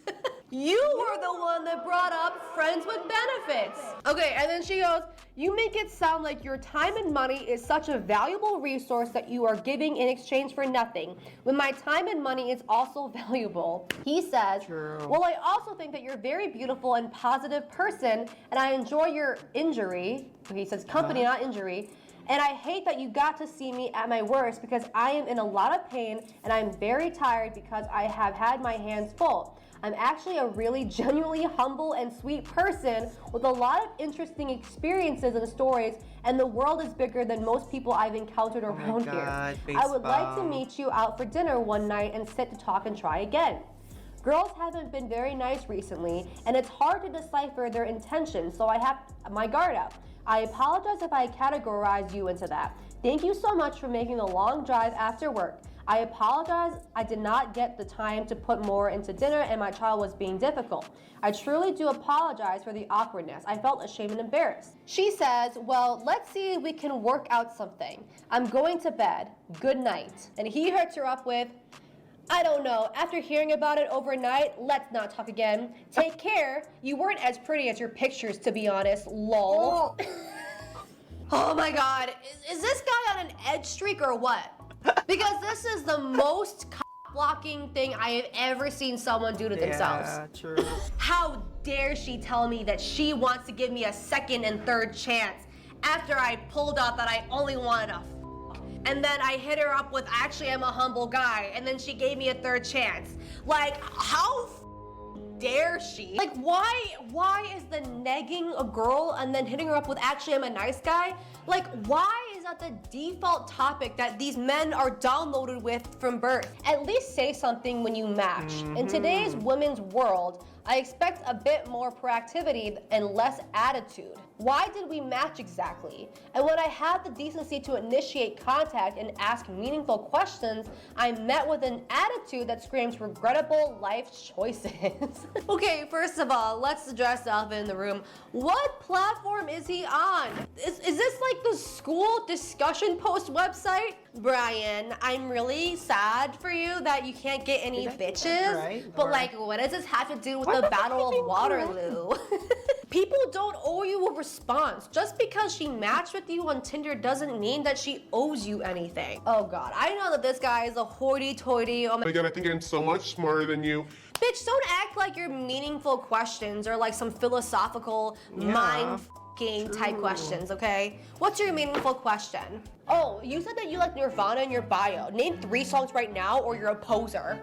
By chance, milady, would you mindeth sendeth me a titty pic? Oh, you said that you like Fortnite. Do you actually play or are you just doing it for attention? Wow. Okay, last and final tier of nice guys. Tier 3 nice guys. These are full-blown women haters. They should be on an FBI watch list because they're probably gonna commit a crime somewhere. There needs to be some sort of like police alert, like an Amber Alert or something. The Fedora alert, okay? Whenever these guys are around women, because you know that shit's gonna go down. Dear men, let me tell you a secret, ... Women don't want a good man until they are damaged. Good guys are never an option until a woman is tired of being played, until a woman has kids with a guy that doesn't want anything to do with her, until she gets old, until she wants a stepfather for her child, until she wants a husband.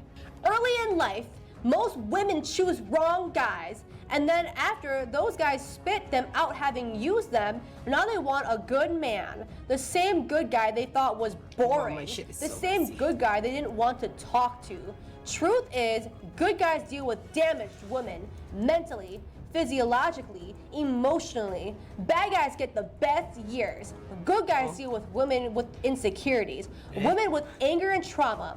Don't get played, and that's why I say let me update you when you start noticing certain behaviors from your woman. Class dismissed. Yeah, sir? This is a Wendy's. Would you like the honey walnut shrimp or no? Okay, then riddle me this, nice guy. Well, maybe if this guy wasn't such a dumb bitch that only gave chances to bad girls, he would be with a nice girl by now. I'm a good girl. If you were with me, I would have bought you Roblox money, but I guess you gave your chances to the bad girl. That's why you're single, bitch. Men these days are damaged goods because all they do is give their chances to the bad girl that spit them out and use their and now they want good girls like me. Do you see the hypocrisy right now? No, if you're too clingy, fuck. Like, I'll just air you. They want to treat you like shit. Yeah. You try to spoil them and act like a gentleman. They look at you as weak and try to find a better man. Cause realistically, these women want thugs. Get treated like shit and get told they're a slut. When a good man comes, you just laugh and you shrug. Then pushing you to good. That was boys that you done. I sit there so confused, man. I swear that shit is dumb. How you want what's real, but got the fakest love. I'm not in the right, but I'm not in the wrong. I'm not the only guy who's relating to this song. Shit, some girls are probably feeling what I'm saying. So what the hell is wrong with people driving me insane? Sorry guys, my uterus just shriveled up watching this. You know, from watching all of these clips and stuff like that, I don't know who these nice guys hate more, the Chads or the women. It seems like both at this point. If there was like a haunted house specifically just designed to scare nice guys, there would be Chads and women in there, okay? The nice guy enters the haunted house and right away there's like a Chad pop-up. I'm a low-level weed seller that gets a bunch of bitches and I have a 10-inch. On the other side, there's like a woman pop-up. I'm a 25-year-old feminist that didn't respond to your DM where you corrected my grammar. He's like has to go to the hospital. He's like so scared. So what was my option? bewildered, and I am. I would have never heard from you. I've been down this road. Okay, but you don't know me. You don't know me. Why would you follow me home? I am the furthest from racist person, but I'm not. No, you're not. Because the furthest person from racist would never use that word. All right, I'm calling my black friends right now. So you No, can, I don't. No, I'm being so. I don't want. No, No, because no. I am not. Yes, because I drove an hour.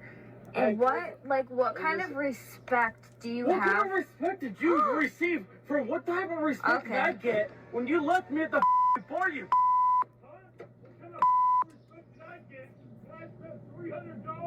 And ladies and gentlemen, Wow. this is the reason why I made this video. This guy claims that he's a nice guy, right? yeah, when But he like that. followed this woman home and tried to break through her window and called her a bunch of bad names because she Yeah, that's left not him nice. at the restaurant when he was being racist. Okay, so I want to bring everything full circle because I know that me being a woman, you guys might not think I'm credible enough to believe me when I say that women do God, not prefer bad guys. So I want to show you guys this guy. He's an Oxford graduate. I think he's an anthropologist that studies specifically human relationships.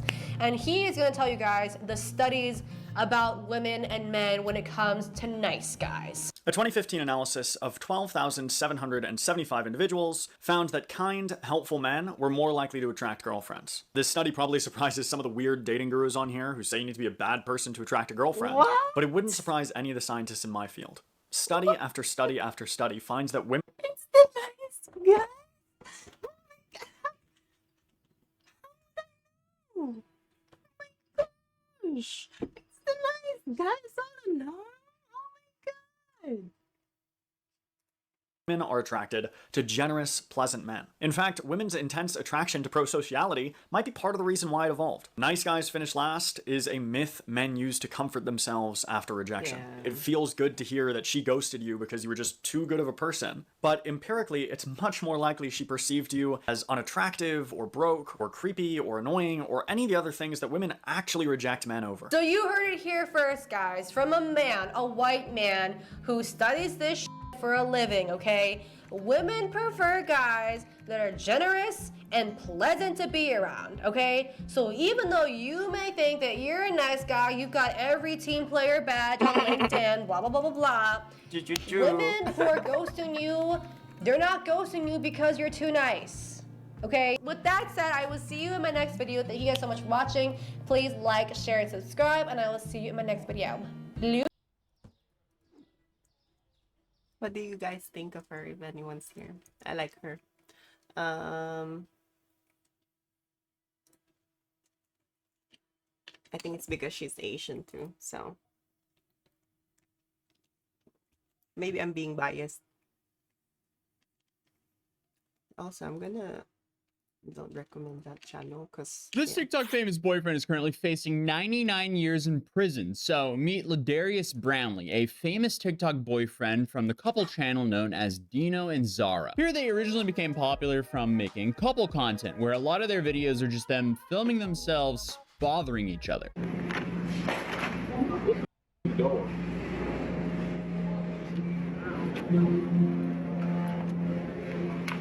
Hey, crap. Don't keep doing this.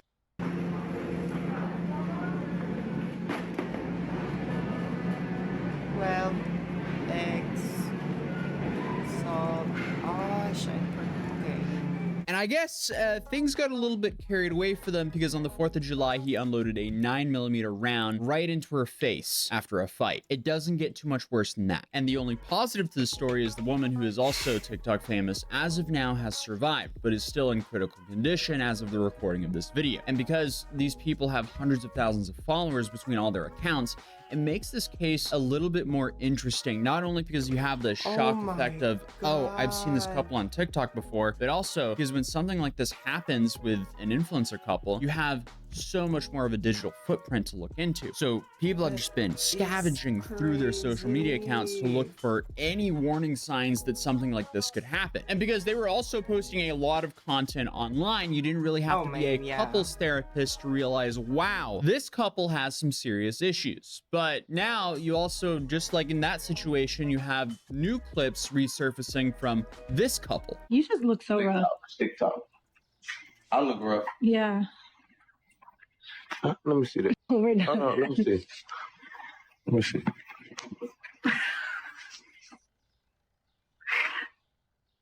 I look rough. Stop. I just got done screaming at you. I look rough. It's because we've been arguing. We've been arguing, so you look like that. Yes. Stop. So arguments make you look like that. Yes. That look like a genome. What the hell is that? Look like a gnome. Them the things they use to scare the. Like Romeo and.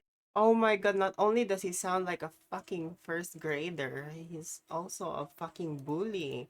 What the hell? Romeo and Juliet? Nah, you look like a troll, actually. You know the little troll things with the hair?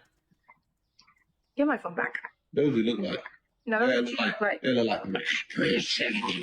I've never understood the idea of humiliating your loved one for social media attention, but they did this a lot. all of your mother don't know. I'm sick of this. Sick of what? I'm sick of you and all your mother siblings every damn day. I'm sick of seeing y'all ass. Y'all need to go somewhere on a vacation or something. Leave me the alone. I'm sick of all of y'all ass. And what about you? I live here. Y'all need to go on vacation or something. Y'all need to take y'all ass to the Bahamas. Far away from this mother. Okay, well, bye. Maybe you should go do that. How about you get out? And stop inviting your goddamn other sisters over here every goddamn day you want to come over here. And it's safe to say the comments are running with us, but less than a month before all this happened, he posted this on TikTok. Dude, you made your life and her life so much harder. Then they had this 10-part TikTok series on if she died, would he want to be buried next to her? A month before he attempted to take her life. Okay, so I have a question. Mm-hmm. So if I died now, Mm-hmm. and then you got remarried, right? Remarried? I ain't married right now. Okay. If I died now, Uh-huh. as your girlfriend, Uh-huh. and you meet somebody and get married to them, Uh-huh. and then she dies, Mm-hmm. and then you have to choose who you want to be buried next to, who are you picking? So, okay, let me ask you this question, right? Let me ask you this question. So if I'm just your boyfriend. We're not manipulating this. No, I'm not Answer the question, then you can ask me after. No, you gotta Answer ask the me. question. You No, gotta answer my answer the question. Answer the question. I'm gonna get died to the person that I was married to. I'm gonna cut it there because she started to hit him and YouTube doesn't really like that. Either way, very weird thing to post on a couple's TikTok account. It might have been harmless, but clearly there was some serious turmoil going on here as this was just 1 month before this incident happened. So if we jump all the way until the day of the incident, he posted this.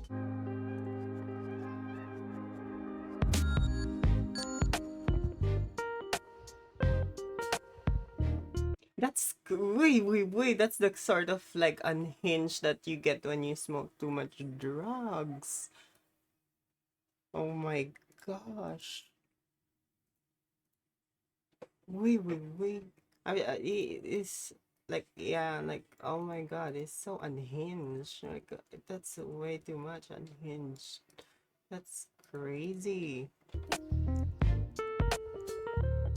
It's getting really dystopian out here, guys. Starting your day with a TikTok dance, ending it with attempting to end the life of your girlfriend. Because after that night, you had the headline, Texas man who makes TikTok relationship content accused of shooting girlfriend in face. So apparently, this is the details of what happened. Ladarius Morshawn Brownlee, 28, faces 1 charge of aggravated assault with a deadly weapon and 3 counts of deadly conduct. Jail records show. Flower Mound police said on Facebook that they were called at 12:50 a.m. Friday to the 1800 block of Flower Mound Road on reports of a shooting and found a 28-year-old victim lying in the road outside of a vehicle. The victim was transported to a hospital with life-threatening injuries, police said. The woman was identified as Brownlee's girlfriend in an arrest warrant affidavit. According to the affidavit, witnesses in the shooting told police Brownlee and his girlfriend got into a heated argument while walking home from the Flower Mound Independence Fest. The affidavit said that Brownlee and his girlfriend were in a physical altercation before the witnesses. Brownlee and his girlfriend then got into a car and drove away. While driving, Brownlee and his girlfriend continued arguing. The affidavit said when the car got to 1800 block of Flower Mound Road, Brownlee stopped, pulled out a handgun, and pointed it at the rear passenger before shooting his girlfriend in the face above her right eye. Witnesses told police. One of the witnesses then called 911, and during the call, Brownlee told the operator that he shot his girlfriend. The affidavit said during a police interview, Brownlee confessed to investigators he shot the woman, the affidavit said. According to the affidavit, the witnesses told Brownlee that his girlfriend's relationship had been verbally and physically violent in the past. Brownlee remained in the Denton County Jail Wednesday on a $900,000 bond. It was not clear if he had an attorney. A Flower Mound police spokesperson said the victim remained in the hospital as of Wednesday. Okay, well, wait, so that is insane. I thought it was just them in the car, but if she's sitting behind him here, it was probably other people in the car, and they also said they had direct witnesses. I'm assuming those witnesses didn't see them fight before they got in the car and then, you know, teleport to the spot of where it all happened and then saw that happen as well. No, they were probably riding along in the car. Now that's traumatizing. Also, talk about having a lack of control of your emotions. If you, I mean, just do the unthinkable to your girlfriend, but also do it in front of other people sitting with you in the car. Was it really that serious that you stopped the car, turned around in front of people as well? Also, I saw reports on TikTok saying that apparently she was shot right above her right eye. So that would make sense if she was sitting there and he got this part of her, which is probably the only way she survived that as well. What an absolute nightmare. So how much time is this guy facing here? The Law and Crime Network interviewed Texas-based criminal defense attorney Bridget Williams, where she had this to say. If he's convicted of the aggravated assault with a deadly weapon because there's a dating relationship, then again, that makes it a first-degree felony. And so he could be facing anywhere between no less than 5 years in prison, no more than 99 years in prison. And so if he's facing that, then it would definitely be a first-degree felony charge. I wouldn't be surprised if he maybe even takes a plea agreement on something like this, because he's given 2 confessions, I believe, one in a 911 call and then also to investigators at a later time. The dude clearly made his own bed, but that is not all the bad news for him. However, when there is a dating relationship or a family type of relationship that's involved, it enhances that charge to a first-degree felony. So aggravated assault with a deadly weapon with a dating relationship, now he's being charged with a first-degree felony. And then in addition to that, the discharge of a firearm within a municipality, that is a misdemeanor case in Texas. And so he has 2 charges right now. Now, however, I would not be surprised if they increase that charge to attempted murder if this young lady survives. If she passes away, then of course I believe he'll be charged with murder.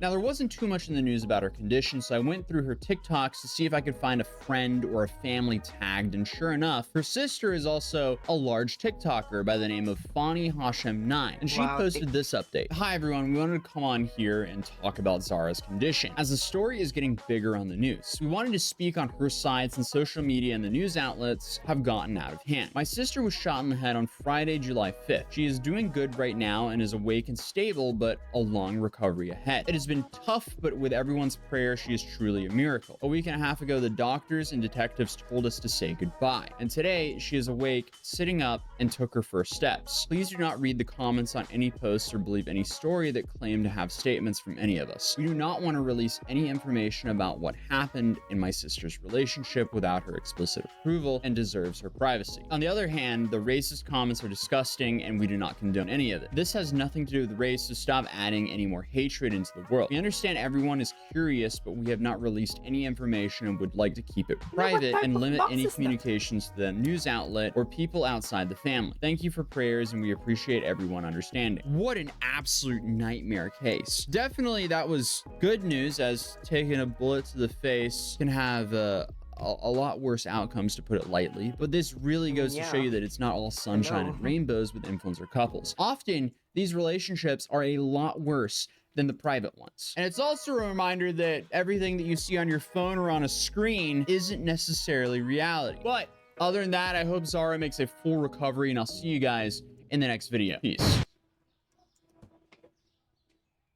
Wow. Sorry, I just gotta do a quick stretchies.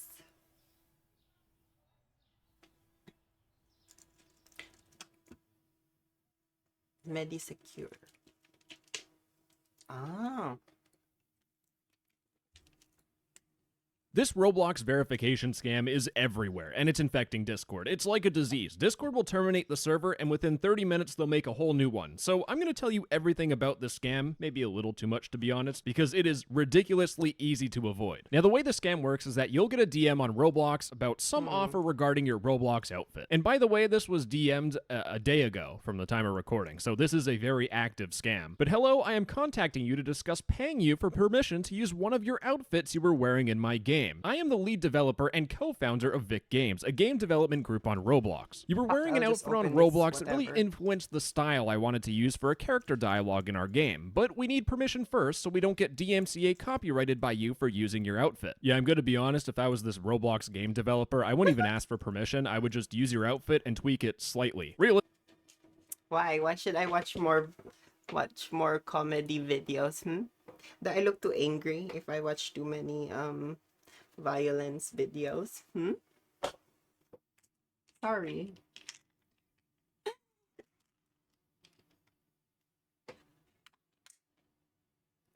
Okay. I mean, that makes sense. I don't know. I don't honestly know. I just click whatever's Hey like, everybody, welcome catching back. my eye. These are some embarrassing TikToks that you should have Yeah, I guess it makes sense. taken to the grave. You should not have shared this on social media, but you did, and that's why we're here. Well, it's been fun. It's been really fun getting to know you all. Oh, I love regret her. to inform you that Teresa Rowley has passed away. She's left the building. I did the most embarrassing thing that I've ever done in my entire life last night. And if you know me at all or you've followed me for any amount of time, you know that that's really saying something, okay? I moved recently. We all know this. I met a landlord that I hated, created a grudge, dropped the grudge, picked the grudge back up. Now here I am. I'm in my new house. I'm incredibly happy. But I had to go back to my old apartment for the last time last night. I had to pick up one singular item. Damn that item. I go. I get the item. I lock the key to my apartment for the very last time. I turn, I have a little Full House moment. I go, oh, the memories.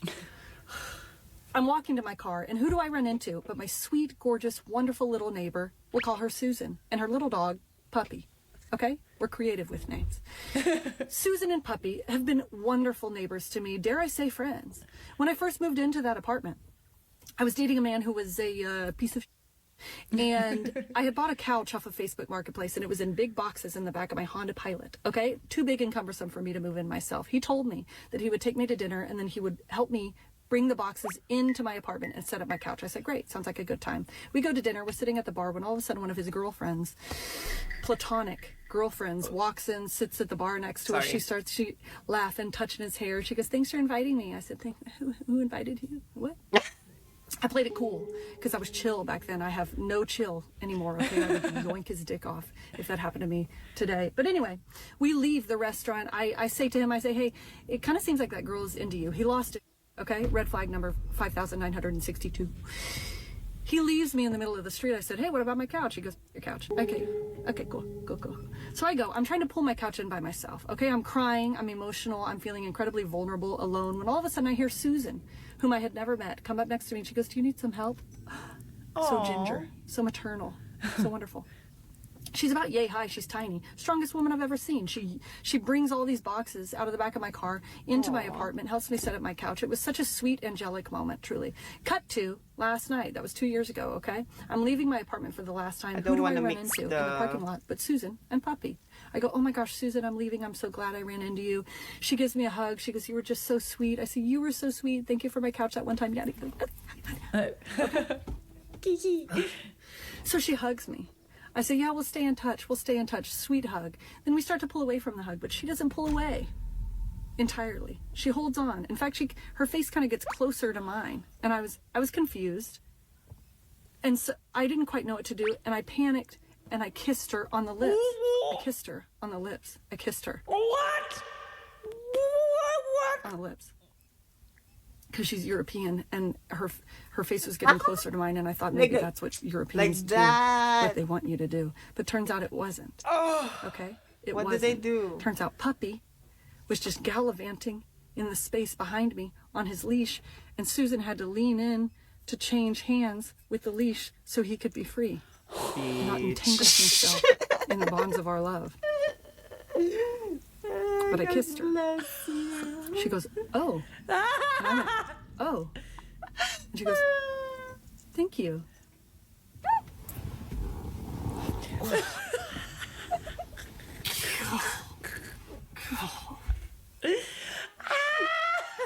Poor Susan. She's dead. She can help you move more than just your couch, honey. Someone get this coffee, please. That's not a good joke, Charlotte. It's safe to say that you guys are not gonna keep in touch. Like, I'm just telling you right now, she's not gonna call. Thank you, but no. Thank you, but no. I mean, that's how life is. I was just being nice. That was not. I was not sorry for leading you on. No. You kiss her on the lips. You kiss her on the lips. God, this girl is like one of the best storytellers I've ever heard in my life. Honestly, after such a nice thing for her to do, I'd probably want to kiss her on the lips as well. Just a platonic kiss on the lips. Why is it sus to kiss like a peck? Like, yeah, that's fine, but 3 times on the cheek like some Europeans do, but not just a nice little smooch, you know, nice little smooch. Why does that cross a line? I'd smooch everybody if I could. I'm only saying this because I feel bad for you, and that's super embarrassing. Especially because you didn't want to kiss her on the lips. You were like, oh, you were so nice, so like, I'm gonna, oh, you're kind of, okay, sure, yes. You poor thing. Everybody go follow this girl. Honestly, hilarious. You are either never, ever going to hear from Susan again, or she's moving in. Susan!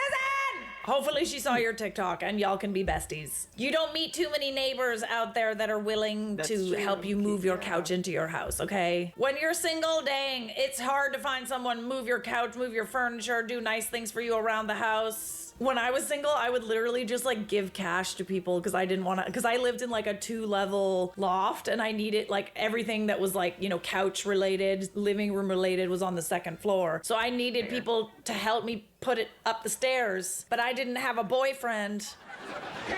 So that just kind of resulted in me like kind of giving money to people just I mean, yeah, that's another way to do it. Like I'd give them money and I would also help. Like that's how badly I needed it. Please just help me. This is honestly how I got so good at fixing things because I was single for so long. So like I learned how to use a drill.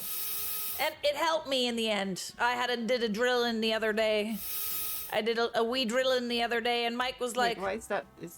Since when can you do that? I'm like, I got up. Discount. I'm a handy gal. I gave my cousin and his wife a pineapple at a housewarming party several years ago because I didn't have a lot of money at the time. But I also didn't want to show up empty-handed, and I thought a pineapple is the perfect gift because it's cheap, it's comedic, and it's also a refreshing snack. So when I showed up at the housewarming party, I said, "Hi, thank you for having me. I brought you guys a pineapple." And my cousin's wife said, "Oh, we're not really doing gifts." And I said, "Well, it's barely a gift. It's just a piece of produce." And she said, "No, thank you." And I said, "Oh, is somebody in the family allergic?" And she said, "No, we just don't want a pineapple." And I was like, huh, rude, but I didn't say that. I just set it down at the little table next to the entrance, and I went and attempted to mingle at the party. And I was trying to mingle with these people. They were all strangers. I didn't know anybody except my cousin and his wife and my other cousins. And I was just thinking, why didn't she want the pineapple? Why was she so cold about it? She's normally so cool, but she was kind of mean. And if somebody gave me a pineapple and I didn't want it, there are so many things you could do with it. She could compost it at the very least, or she could re-gift it. It looks like she invited all her church friends. Why doesn't she just give it to one of them? Not the church friends. Before I left that I was just going to accidentally on purpose forget the pineapple. So I walked out the door and I forgot to grab it off of the little table near the entrance of the house. And when I was halfway down the driveway, do you need me to turn on the AC, buddy?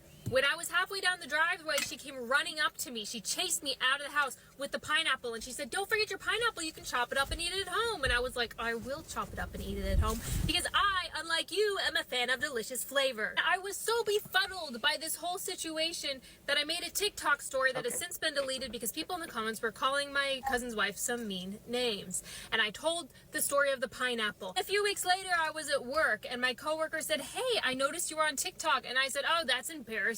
And he said, "No, you're really funny. The pineapple story was really funny." And I said, "Can I be honest with you? That video got 500,000 views and I know I put it on the internet for everybody to watch, but I don't understand why it got 500,000 views. I didn't think it was that funny." And he said, do you not read your comments? And I said, "Oh, no, I love myself. I never read the comments." And he said, "You might want to start." And that's when my coworker explained to me that giving somebody a pineapple as a gift can mean that you like them and wish them well, or it can mean that you really like them. And I thought, well, that would explain a lot. That might be why I haven't heard from that side of the family since the pineapple incident. Coincidentally, I was uninvited from a wedding directly after the pineapple incident. To this day, there's this part of me that's like, did this happen all over a pineapple? Was this just because she misunderstood my gift? It was also not the first time I brought somebody a pineapple. I could afford to bring them a nicer gift. So I've stopped doing that. I've stopped showing up at people's houses with pineapples. I think I'm gonna switch to watermelons if that doesn't have a double Better, meaning. yeah, better. Agree. You left it at the front, girl. Okay, all right, she didn't really explain it. It's not just, oh yeah, someone like likes you. It's like, I'm Barb and you know Bob. Hello. Welcome to our love den. Well, clothing is optional. But stuffing is not. I hope you're hungry. Barb's breasts are out of this world. Oh, Bob. You know I'm right. You're a swinger. It's actually an upside down pineapple. Pineapples on cruise ships and on land are used as a secret symbol for swingers to identify each other. A pineapple badge, piece of clothing, or Yuck!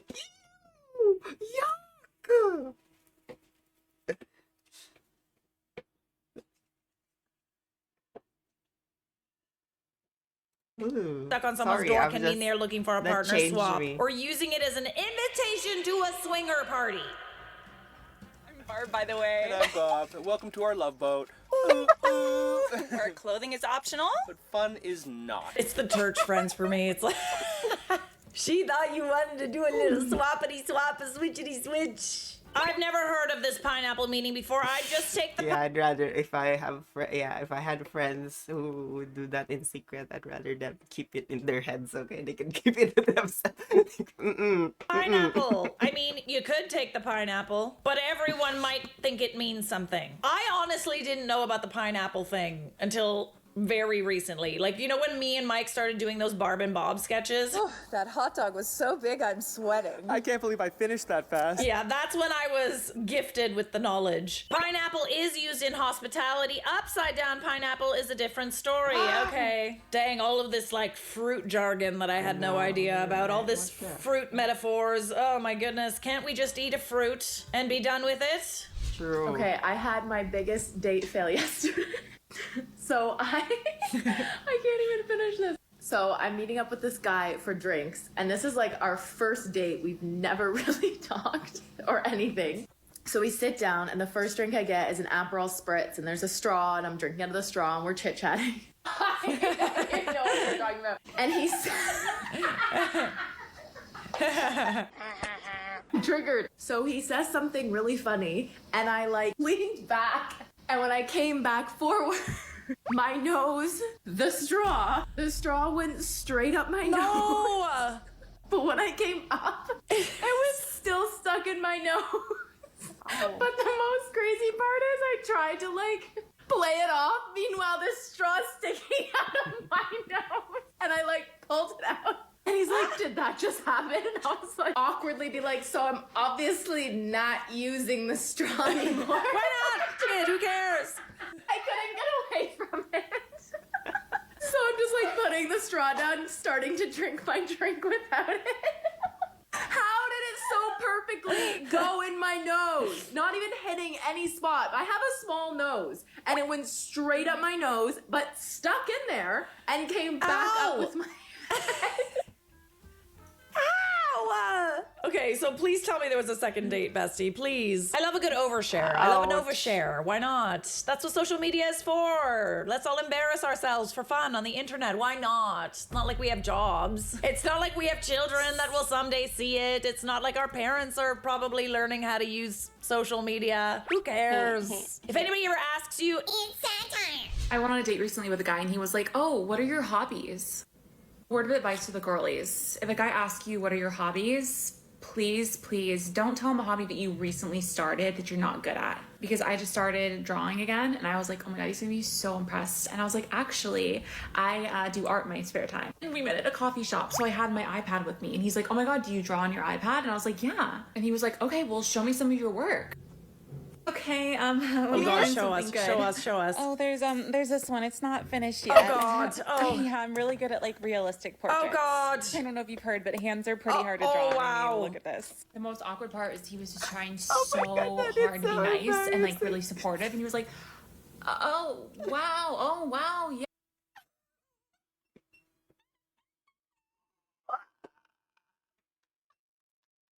Yeah, like, I'm so awkward. This is why I'm single. Okay, I mean, listen, you got the foundation somewhat correct. Like, I see that we're doing some, like, oh God, the abs. Like, I can kind of see the resemblance a little bit. Hey, at least he was supportive and he didn't tell you that you're absolute garbage. Does anyone remember that video that we looked at that was like, this girl showed a guy that she was dating that she could draw a circle, like a perfect circle, and he was like so unimpressed by it. He was like, he was really, really putting her down about it. At least this guy was supportive. I mean, come on. Could have been worse. Actually, could have been worse. It's like when I tell people I sing and then I take the mic and I sound terrible. I did that most recently and this girl was like, oh, that was like mostly good. Dead. I have died. Here's the thing. We don't care if the drawing is good or not. We just care that you have a passion to do it. It all relates back to effort. I also feel like you could have said, like, I'm actually, like, learning how to draw, but you also already knew how to draw. This is why it's always good to just stay humble and be like, oh, yeah, I sing sometimes. Like, yeah, I like singing instead of just like, oh, I have all this experience, blah, blah, blah. And then people will... Yeah, instead of, like, trying to, like, make yourself sound like you're all up there. Because, yeah, the humility, that's the key word. People have expectations, right? Under promise, over deliver, you know? Reminds me of when a girl I dated said she baked, so I asked her to bake me something, and they were the worst cookies I've had in my life. Yeah. Word of advice to Girly. If that was his reaction, give him a second date. I'm serious though. Like, he was supportive even though your drawings are horrendous. I'm just kidding. You're learning again. You're picking it up again. It's not gonna be like just hills and mountains. It's not gonna be an easy thing to learn how to draw. It's not. But the fact that he was supportive is a very good sign. Things our exes did, but we still stayed. We can't laugh though. When my Nana passed away and he couldn't answer the phone because he was out with the guys and the bar was too loud. On the one night I stayed with my parents, he went out and then posted pictures with a group of only women. When he walked into the gym and saw me wearing a Lululemon tank top and then completely ignored me, turned around, didn't talk to me for the rest of the day because it was too scandalous. He picked up my favorite stuffed unicorn and threw her against the floor as hard as he could. When the first date he took me on was to a concert, but when I got kicked out for being underage, he stayed and watched the rest of the concert by himself and ditched me in the city. He was getting popcorn everywhere, and I said, "You're right over my slippers, don't get butter on them," and then he proceeded to get butter all over my slippers. Sorry. When he would answer phone calls and texts from another girl while we were mid shenanigans. Oh my God. When he would say, "Hey, look, it's George," and then say George Bush, and then push me into a bush, but sometimes it was just a tiny bush in a big patch of dirt. Oh Oh my god. That's crazy. Oh wow. That's not funny. Yeah, that's when you say When he went to a let's end party this and bitch. said I wasn't allowed to come, so I went to my friend's house, and then he showed up at my friend's house to take me home because they can't have friends. When I said how much I love my cat, and he said he was gonna pick it up and punt it across the room. That's like a sin. That's like not even. Just honestly, every time I watch these videos, I'm like, yeah, that's the fact that you can actually list off at least 10 of these, oh my goodness. But hey, I Yeah. feel like we were all young and Magnet. inexperienced Chick and in magnet. love, and it's like, I'm just gonna ignore that very blatant disrespect. Because I'd rather be disrespected and be in a relationship than be single. been there. I'd like to think that I would only let 2 or 3 indiscretions slide, especially at like, you know, in my younger years. I would like to think that, but like, dang, we did let a lot of things slide, didn't we? I don't know why we would have stayed in those situations. Even now, it's like, bye. No, literally looking back, it just makes me cringe. The self-worth just wasn't there yet for me. Yeah, and just naivety. Wait, I don't get it. Why would you do that? Like, it hasn't set in that they're horrible people yet, because it's like, you're not a horrible person, so you wouldn't assume that they're horrible people, right? We haven't met enough horrible people to know that there's horrible people out there. Just give it a little time. Give it a little time. You'll be jaded just like me. But hey, you don't need to be friends with everybody. There are some good ones out there, and most of them watch this channel. She's talking to me. She's talking to me, by the way. She's talking to me.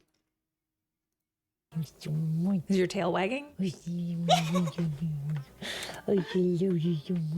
You know when you go to class and you I open don't up have your a tail. laptop and everyone behind Not you furry. can see what's on your screen? So before you go to class, you got to make sure all your tabs are closed just in case you have something that you shouldn't up on your computer. Uh-huh. I didn't do that. And it was devastating. I was sitting in class when the professor asked us to take out our laptops to take notes. So I did. And at first, everything was normal. I had a bunch of tabs open, and nothing that I could see was that explicit or inappropriate. So I was like, all right, I'm fine. And I opened a Google Doc to take notes. Listening to the professor and taking notes, and I start hearing something. It's really quiet Something at first, faint? so I can't quite make out what it is. But I just assume that it's coming from someone else's laptop. Update. Autoplay. I continue to hear the Oh, noise, no. but I still couldn't make out what it No. was because I couldn't hear it over the lecture. Oh my my professor God. then played a video in class, and I couldn't hear the sound at all over the video, so I kind of just forgot about it. That's until the video stopped. As soon as the video stopped, I heard, and I quote, "Are you lost, baby girl?" At that point, I should have made the connection that the sound was coming from me,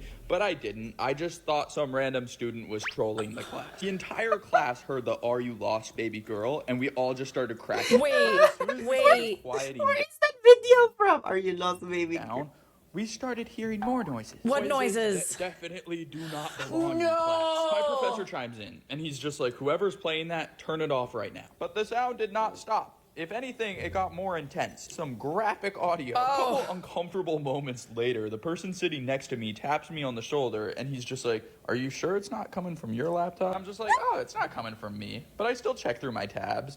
And bro, I had 365 playing on my laptop. What? And Wait. it was the worst scene to have playing in class. It could have been any other scene, but it had to be that one. Everyone behind me starts laughing because they can see the tab on my screen. I'm just like, oh my God, I'm so sorry. And I pause it. I kid you not. The professor's just like, "Mark, do you want to share what you were watching with the class?" Thinking to myself, oh God. I was just like, I don't know if I can share that with the class. My professor was just like, you know, it's forbidden to watch those sorts of videos during lecture. But I'll give you a pass this one time. Just don't I mean, do it he was again. In my just- oh, mind, I'm shit. like, oh God, he thinks I'm watching My those eye again. videos, not 365. What is Honestly, there's 365? pretty much no difference. I They're think both I very I graphic. think For those- 365 is that.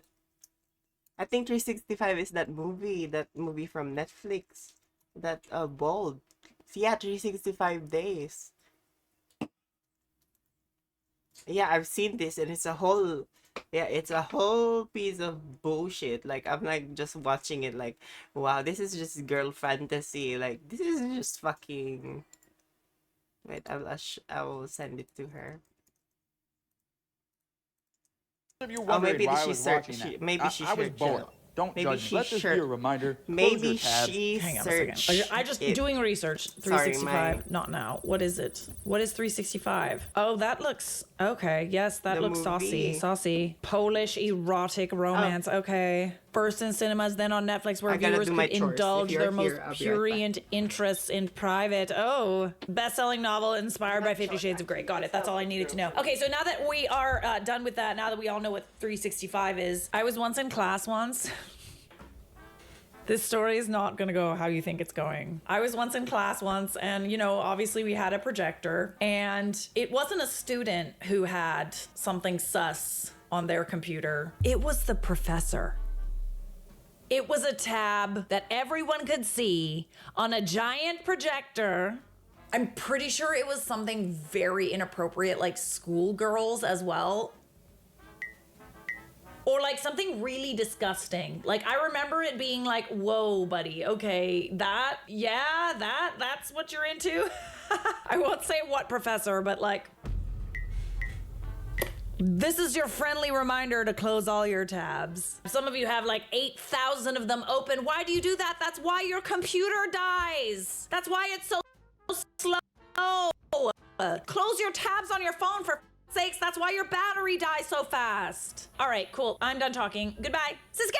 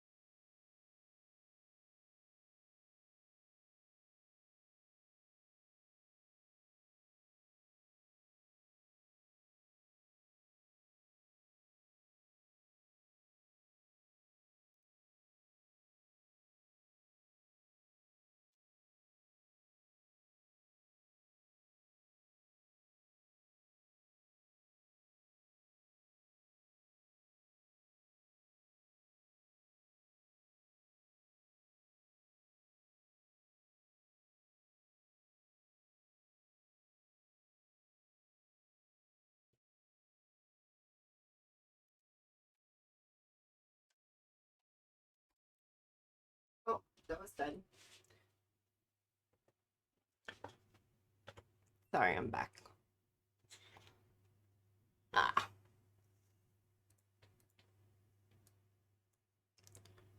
Do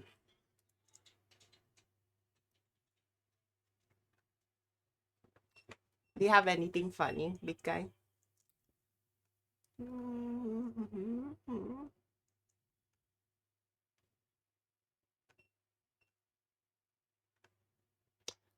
I guess I'm gonna watch this now. Day 6. We are heading to Luxembourg almost. Hopefully not too difficult. I think the level is getting harder and harder because the mountain area is coming out. Let's go! The first place I want to check out from this place before we leave is Morinport because it's only 5 minutes to check it out. And then after checking that place out, we're gonna go to Leeds right away. Sweet Caroline. Wow. Such I gotta take this off and I'm gonna hide myself. Sorry, why did I post that? Here I'm gonna hide myself because I'm shy. Apparently, if you go up here, you can see like a whole view or something. Morinport. Let's try to go up. You pronounce it with moo. Ah, it's a Morinport. Moo. Look, it was here from 1180. I guess it's like a defense wall. Crazy, man. Old. Are they closed right now? I guess it's closed right now. It's okay. Let's go to the Liege. Here we go.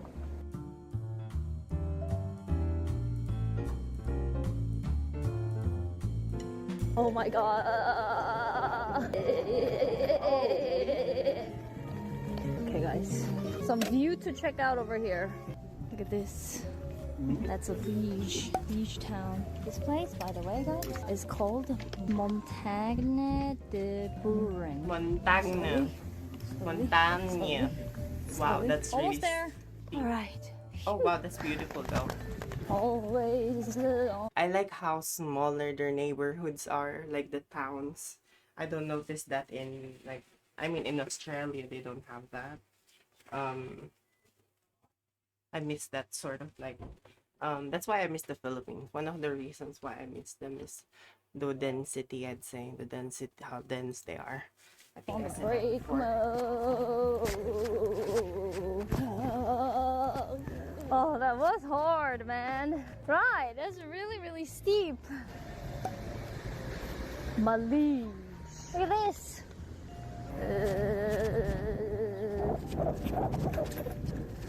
Oh, we can park here. It was really hard. Okay, so now that we arrived Liege, let's explore Liege, eat some Belgian waffle and some lunch. Look at this. This is St. Paul's Cathedral if you guys want to check out. That's why all I say is boo car, boo, boo car, boo cars, boo. For a little bit. Okay.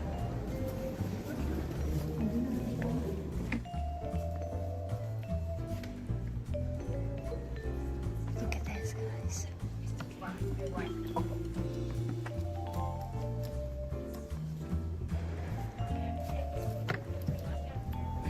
It's cool to go inside and check out inside real quick because it's just like so majestic. Okay, this is it. La Cafeteria. I think they have meatball. They're speaking French. Up at the Antwerp, they're speaking Dutch, right? Now we traveled south enough to the point where they're speaking French. It means we're in a new... I just want to compliment her makeup. I like the glitters. I love the glitters. Reminds me of Ariana. Wake up in my bed, I'm just trying to have a good day. Sorry, but yeah, it's so cute. Area. I love it. I love it. Thank you. The sauce is like a little sweet. I love the sauce. Very good. Place Saint Lambert. Government building. And then the Citadel is up this way. Wow, look at this. Yeah, it looks like castle. It's beautiful. Oh wow, look at this. Province de Liege. All of these parts are like super old area. We're going back to that stair area. And then we go up the stairs and then we can go up to the Citadel. Okay, look. This is the path to the Citadel. It looks super old, right? Aye. The Cortes de la Citadel is a breathtaking 90-hectare green space that offers a unique blend of nature and history. Wow. Yeah, that would be exhausting, even with like. So yeah. over here, that's a fortress. Citadel. Oh no, it's temporarily closed. Damn it. Time to go to next area, guys. 1, 2, 3, 4, 90, 100, 150. is a 374 meter long stair.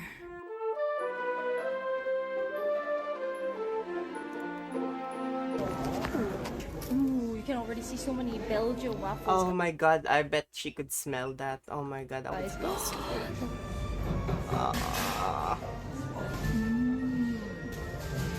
Is this like tiny sugar crunch over here?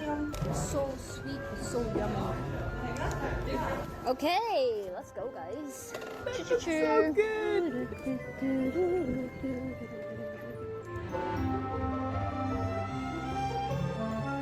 All right, we're gonna go in here. I think that is the ruin. This is also ruin. Definite hidden gem. Should we go in? Apparently, It some looks people like party in haunted, there right? at night. They have another ruin over here. Do you see this?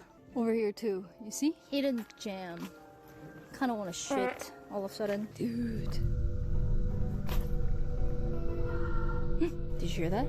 Anybody home? As long as you don't come here at night, you should be okay.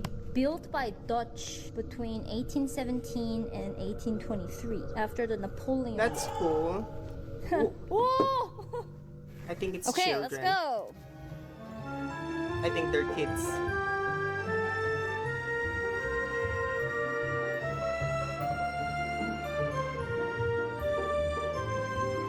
Look at these. Wah, wah, wah, wah, wah. We are almost there Wah, to the wah, ruins wah. that I want to show Supposed you to be guys. That wah. it's really, really cool. Did you see that one? That's the ruin. How do we get there? Oh. Apparently, you can get there. It would be Okay, a yeah, great give me a view second. from up there all the way like this. I'm like That's what I wanted to AFK. see. We have seen it at least. Well, Let's not just go to AFK. the I'm still hotel. here, but yeah. I'm just watching it at the moment. I think I see it. I think that's it. I think we made it. Made it, guys. Holy shit. I thought I wasn't gonna be able to make it too, man. I was cycling so hard. My thigh hurts. And then I think my ass has gotten really big. Alright. That was a good day. See you tomorrow. Bye-bye. Oh my god. And hello, I overslept. I just Yeah, checked to get out. that big yacht, We're gonna bitch. go to Luxembourg today. So let's continue going. Okay, let's go.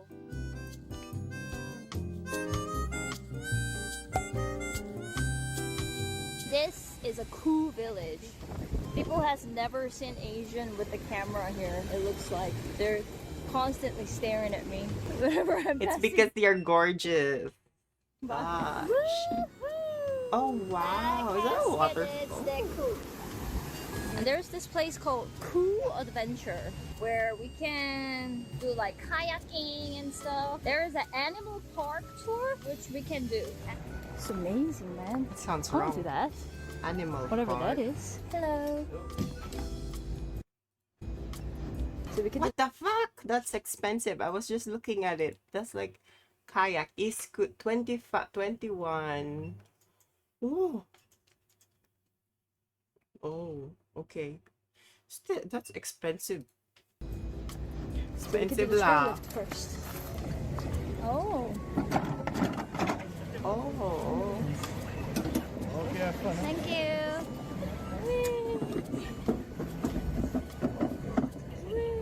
So is it gonna fall? Oh, they're gonna pull up. Oh, I see What the hell? sign. Okay, there we go. Ah, okay. Oh. Ah. Okay, thank you. Here we I go. wanna try that. I wanna try that. They have a few of these in Europe. Like what do you call this? A scenic coaster? Is it a scenic coaster? Something like that. I wanna try that. That's beautiful.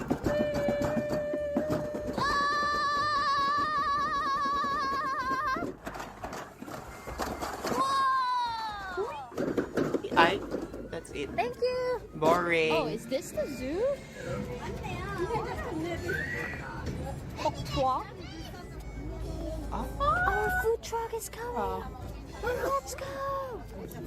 Yeah, you were. Oh, I touched it. Ah, bling bling. Oh, is that llama. Oh, they're alpacas. Hi, alpacas. They're so cute. Oink, oink. Oh my god, that's a Pumbaa. Pumbaa. Eat it. See, they don't eat it off your hands. Everyone is just throwing. Guys, this is wolf.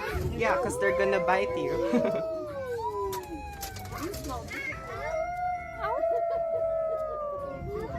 Nice, cozy place. Wow. Cool waterfall over here. Cool waterfall.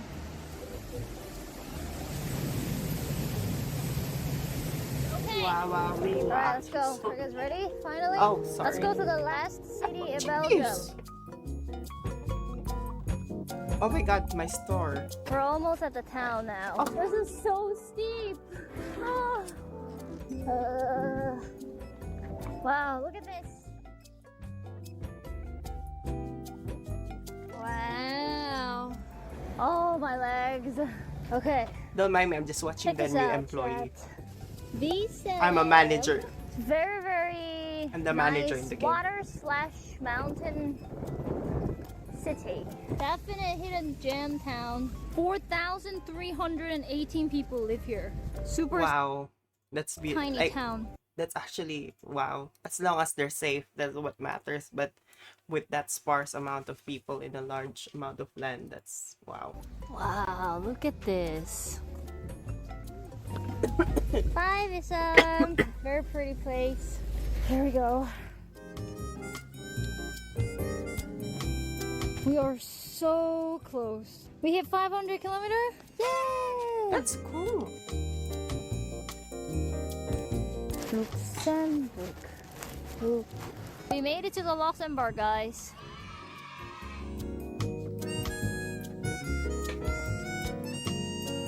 Oh, dude! Look at this! Oh my god!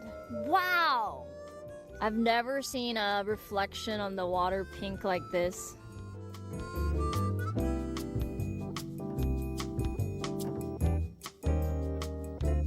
Don't rain too much. Rain, please wait for like 20 minutes. Please, please.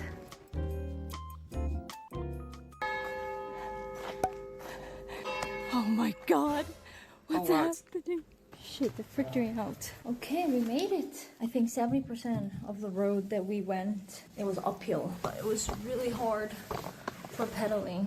Gonna go rest now. Hard. So I'll see you guys tomorrow. Hi, it's day 8. We are here. We're in Luxembourg. Today, I want to go all the way here. See the city center? So, let's get going. Ay, ay. So that over there is a water reservoir, guys. La Centrale dens la Montage. We made it. Wind turbine and everything. Ah, it's a dam. Reservoir. Now let's go down.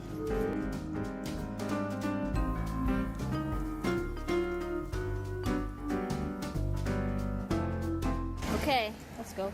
That's like super popular castle in Luxembourg, guys. think This I ran out town of is a Vianden town in Luxembourg. Vianden. Okay. Ah. Wow, you can see some old nice view. Wow. The castle is so big too. This is it, Daula Castle. Wow, Chateau de Vianden. Cool. So I'm Chateau. currently walking a 1,000 something years old castle, eh? What's the history? We saw the castle. I guess Good. I couldn't see. All right, next town. Please be mostly flat. I like I love the bushes too. They're so nice. Schloss Barthringen. Over here, dude. It's abandoned castle. Can't really go in. You see there's a gate. Private property. Let's go to the second one. Can I? Can't take a picture, but you can come inside. Ah, okay. Thank you. People can only see from outside. Only royalties can go in. Royal. Okay. Next jam, Pattington Castle. It started from 960. That's so old. Everything in Europe is so Bio old. juice. Bio juice. This is where the prisoners were at before, or goblins. The medieval castle, usually like up there are like rich people eating shit. Down there, prisoners. Over here, probably like some dance hall. It's pretty cool. These walls have seen a lot. Plank in the square. I do have 1 minute plank, don't I?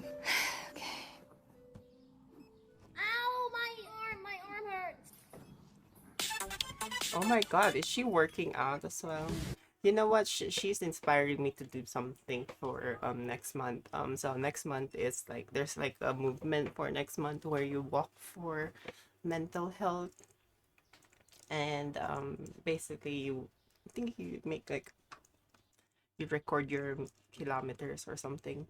So yeah, I hope you guys could do it as well. With by yourself or with someone. What did you send me? Big guy. It's the video from oh,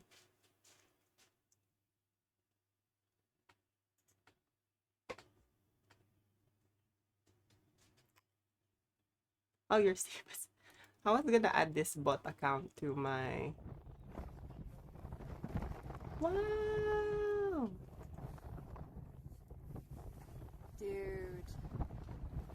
The sails are too far. Sails are over there.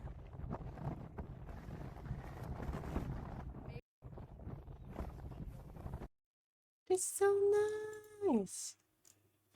Wow. Oh, it would be nice to capture that on a camera, like a DSLR. And my VPN got expired, so I gotta pay again so I can use VPN. So I'm like, oh, I remember last time I can visit the porn website without a VPN. Is this still working? So I tried, and after like a few minutes I tried, it didn't work. After a few minutes They got I you. tried, the police called me. Like literally, the police were calling me. Oh wow, And my how VPN got expired, so I gotta. someone just wants to watch porn and get themselves off. What the fuck? Oh my god. They just wanna get their rocks off. What the hell is going on? Yeah. You're right, that's only in China. That's crazy. That's crazy. Ooh.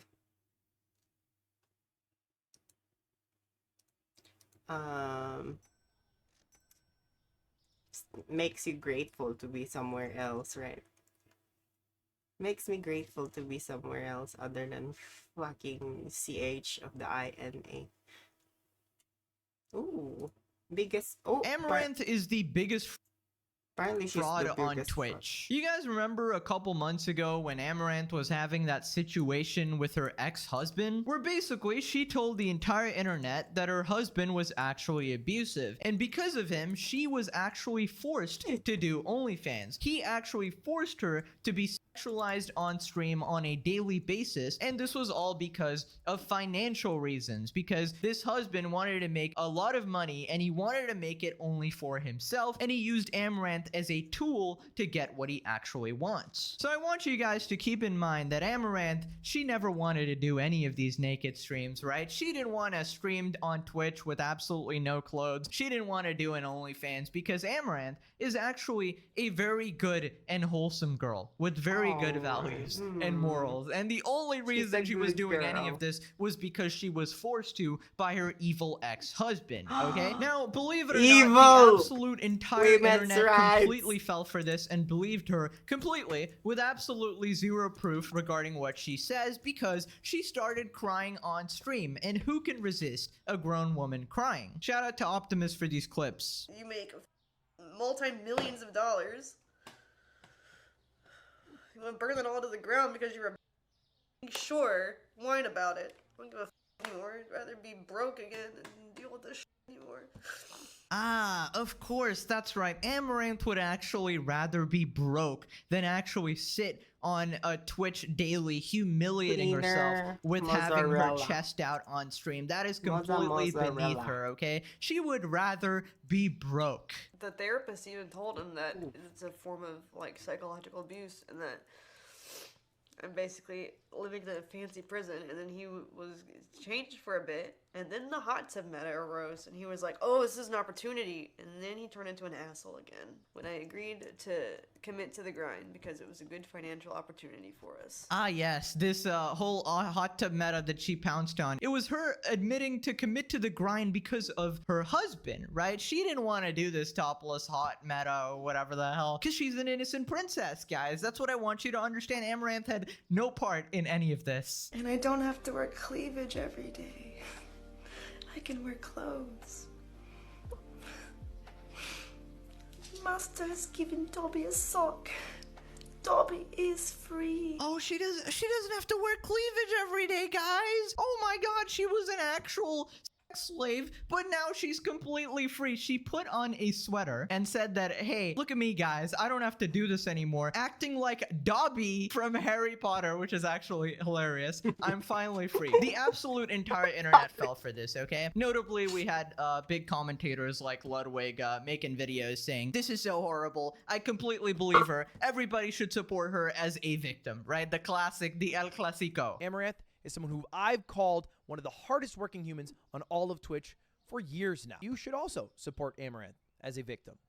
And there are a few people online who are taking the situation to shit on Ammo. I don't like this. I think it's just dumb, to be honest. Anyways, the situation with the husband is pretty complicated. He was like screaming at her on stream, and basically there was a bunch of interesting text messages or whatever, but I'm not here to talk about the specifics of that case because I don't know both sides. I only know what Amaranth told me, and now I know that Amaranth is a proven liar because after she got a divorce and now she's in complete control of all her accounts, there is no shady business there. Amaranth is in complete control here. She's no longer a sex slave or whatever. Nobody's forcing her to show her body on the internet or be a hoe, and she's not gonna run out of money or anything. She was a top earner on OnlyFans. She has multiple businesses she's invested. She sells her goddamn vaginal yeast, okay? I think she's good for life 5 billion generations over. Now, turns out the internet, as usual, has an attention span of a goldfish, and literally just like weeks after her is saying all these things about her husband and basically saying that the husband forced me to do all of this, she went back to the OnlyFans, back to the topless sort of streams, the hot tub sort of streams, and radio silence from the entire internet. Nobody bothered to do an update on this because that would sort of go against the entire narrative that everybody wants to push, that oh boy, men are evil, women are always good, women can do no wrong. Absolutely, Amaranth's not doing this out of her free will. She was being forced to by an evil man. There was no update on any of this. Ludwig then make another video saying, well, look, Amaranth is back doing her titty streams, Jesus Christ. And just saying, I was one of the only ones who knew she was lying all along. Call me lie detector because I can sense the bullshit when someone speaks. But now she made an absolutely grave mistake here, and she pushed it a little too far. She joined the censor bar meta on Twitch. One of the reasons people really hate this sort of stuff is because it is pedophilic by nature, because Twitch is a 13+ website and majority of the users on Twitch are under 18. Where basically all these grown women are trying to capitalize off the minors on the website and increase their revenue that way, which is absolutely... Wait. Okay. So that means, oh my god, no wonder. Okay, so I'm seeing a lot of bad words then for a 30+ site.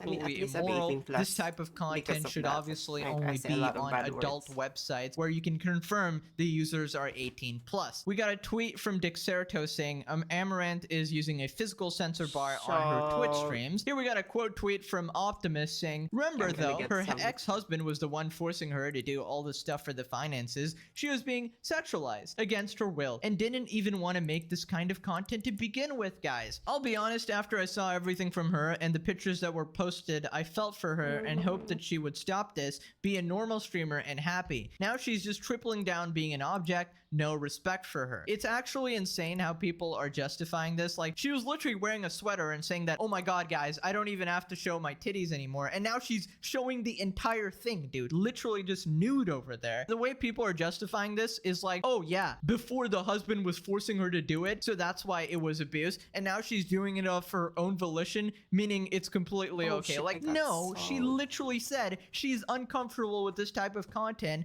and was being forced to do it, dude. That makes no sense. I'd respect her doing what she's doing now a lot more if she didn't lie about it and just said, yeah, I like showing my body off for money attention. Like all of these people who were doing this on Twitch, I'm sorry, they have an extremely broken moral compass, okay? You know who's watching that sort of content, and to pretend you don't, to put a blind eye to it is absolutely insane. I had a bunch of people in the comments of my last video saying majority of Twitch viewers are 18 plus, and they showed me the analytics. They gave me that Casey Tron treatment where basically she'd pull up the analytics of a website and be like, hey, majority of users are 18 to 24. Any literal minor on the internet signs up as 18 plus on a website because you get access to absolutely everything. Every single person lies about their age on social media. We know Inflation. kids are watching Twitch because it's a gaming website. It's a place where people want to relax and watch their games. Majority of viewers on Twitch are minors. If you cannot accept this fact, you are absolutely f***ing insane. It's all his fault, guys. Proceeds to do it anyways. Am I still an evil pig if I think it was an elaborate attempt to boost engagement? Now listen, I want to be perfectly clear here. I am not commenting on the husband situation. Maybe he was actually abusive. I am not commenting on that. All I'm saying is Amaranth is a proven liar at this point. She has a proven track record of being a liar, meaning if she lied about one aspect of that situation, could she have been lying about the other aspect or misrepresenting scenarios? Yes, she absolutely could have been. Now, I don't know enough. I don't know both sides, so I'm not going to speak on that. I'm not going to say she's lying about that specific case, but I know what she did over here, and she was definitely lying about the fact that she's not comfortable with doing OnlyFans and her husband was forcing her to. Now, obviously, the only other people other than soy boys who would actually defend this behavior is other like OnlyFans type of chicks here. You have no idea what went on in her personal life, and it's obvious you're putting Amaranth on blast because she's famous for attention. What? Who actually cares that she continued to do what she did? Why would she stop if she's successful? I'm happy for her not being controlled by a man. I've been in that situation as well. Shame on you. How absolutely delusional. When the truth is presented in front of your face and you choose to absolutely ignore it, you choose to turn a blind eye to it, and you keep going on with your own random narrative you've constructed in your head. Is that not insane? Is that not absolutely insane? Okay, I was just going through Ludwig's section. Excuse me, I want to work hard. Okay? I'm a hard worker for my business. This is my own business. Okay? This is an enterprise. ENTER.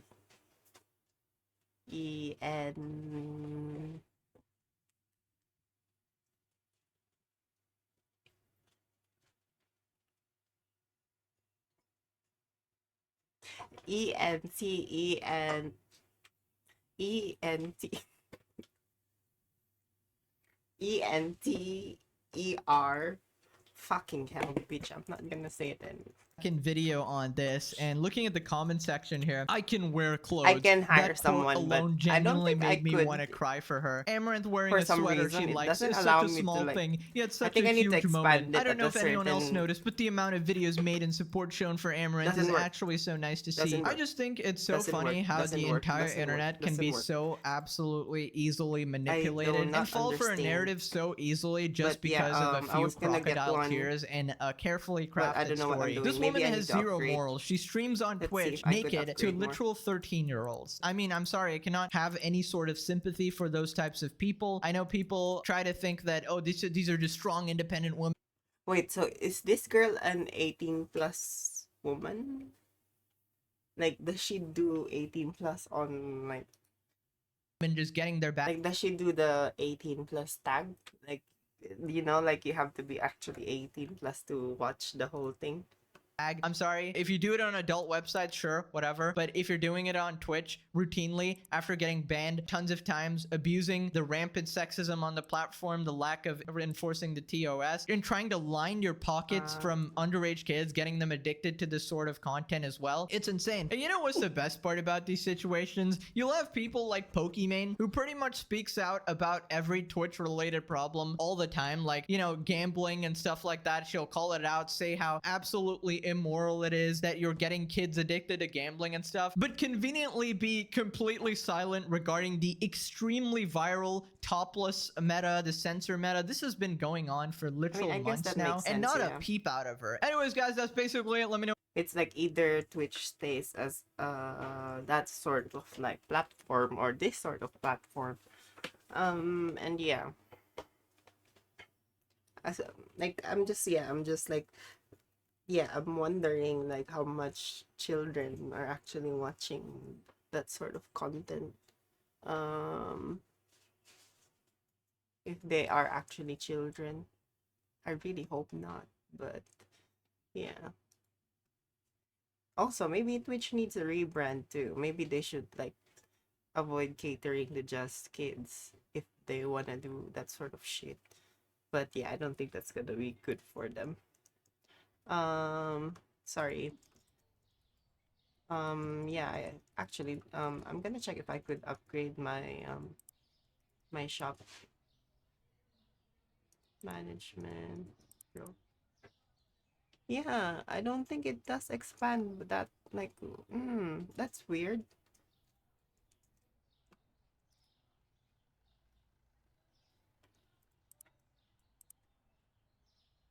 Section 2, $800 growth. Ah! Ah!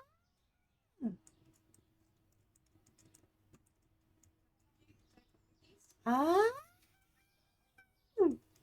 Oh, that's what you use that for. That's why it's been opened. Oh my god, I'm so embarrassing. Oh my god, I just realized that. So I think I can actually use that storage area for a while, but I just didn't use it. Like I just put it straight here because duh, like why am I gonna bother? Like it's just a big waste of time. But I guess I can actually like do that, so that's cool. So I think that's what this thing is. I think that's why it's much.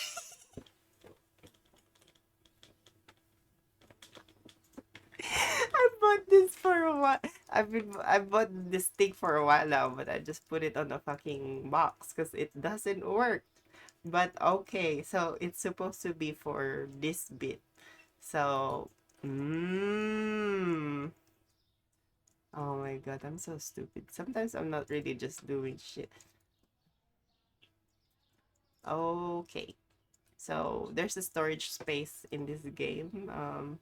So yeah, I think I should be able to hire one now.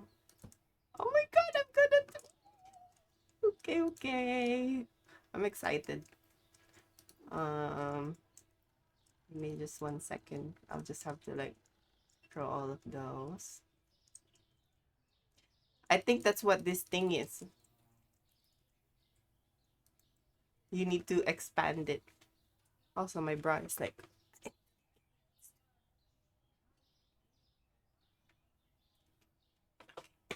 Now I can breathe.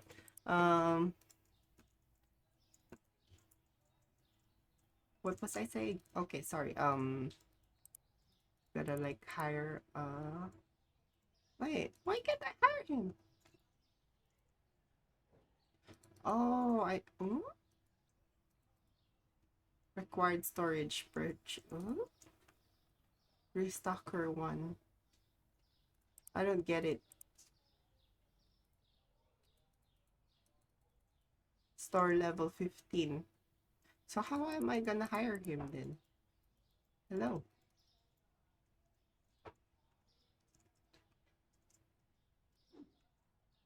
I can't hire him. What the hell? Do I need to restart my computer? Restart. Restart. How do I restart? Ooh, as you can see, I still have to pay my debt. Sucks. My lights are dead. So I had my lights on. But yeah, unfortunately it's gonna be off for a while.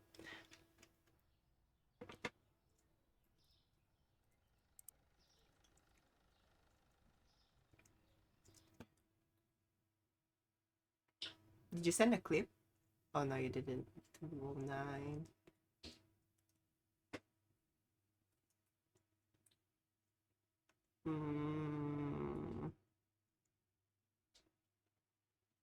Why are they also like recently uploaded? I want something kind of new, you know. Oh, I want to see this politics.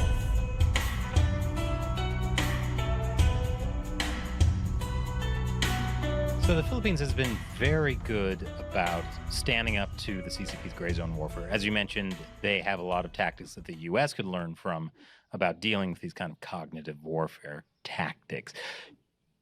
Do you think this attack at the Second Thomas Shoal has solidified their resolve to fight back, or are they scared? Are they scared? The answer to that is no. In fact, I would go so far as to say that the Philippine military leadership is not afraid of China. They are absolutely not afraid of China. They know they're dealing. I'm not afraid with a bully. They get it. They know that in order to deal with a bully, what you have to do is you have to push back.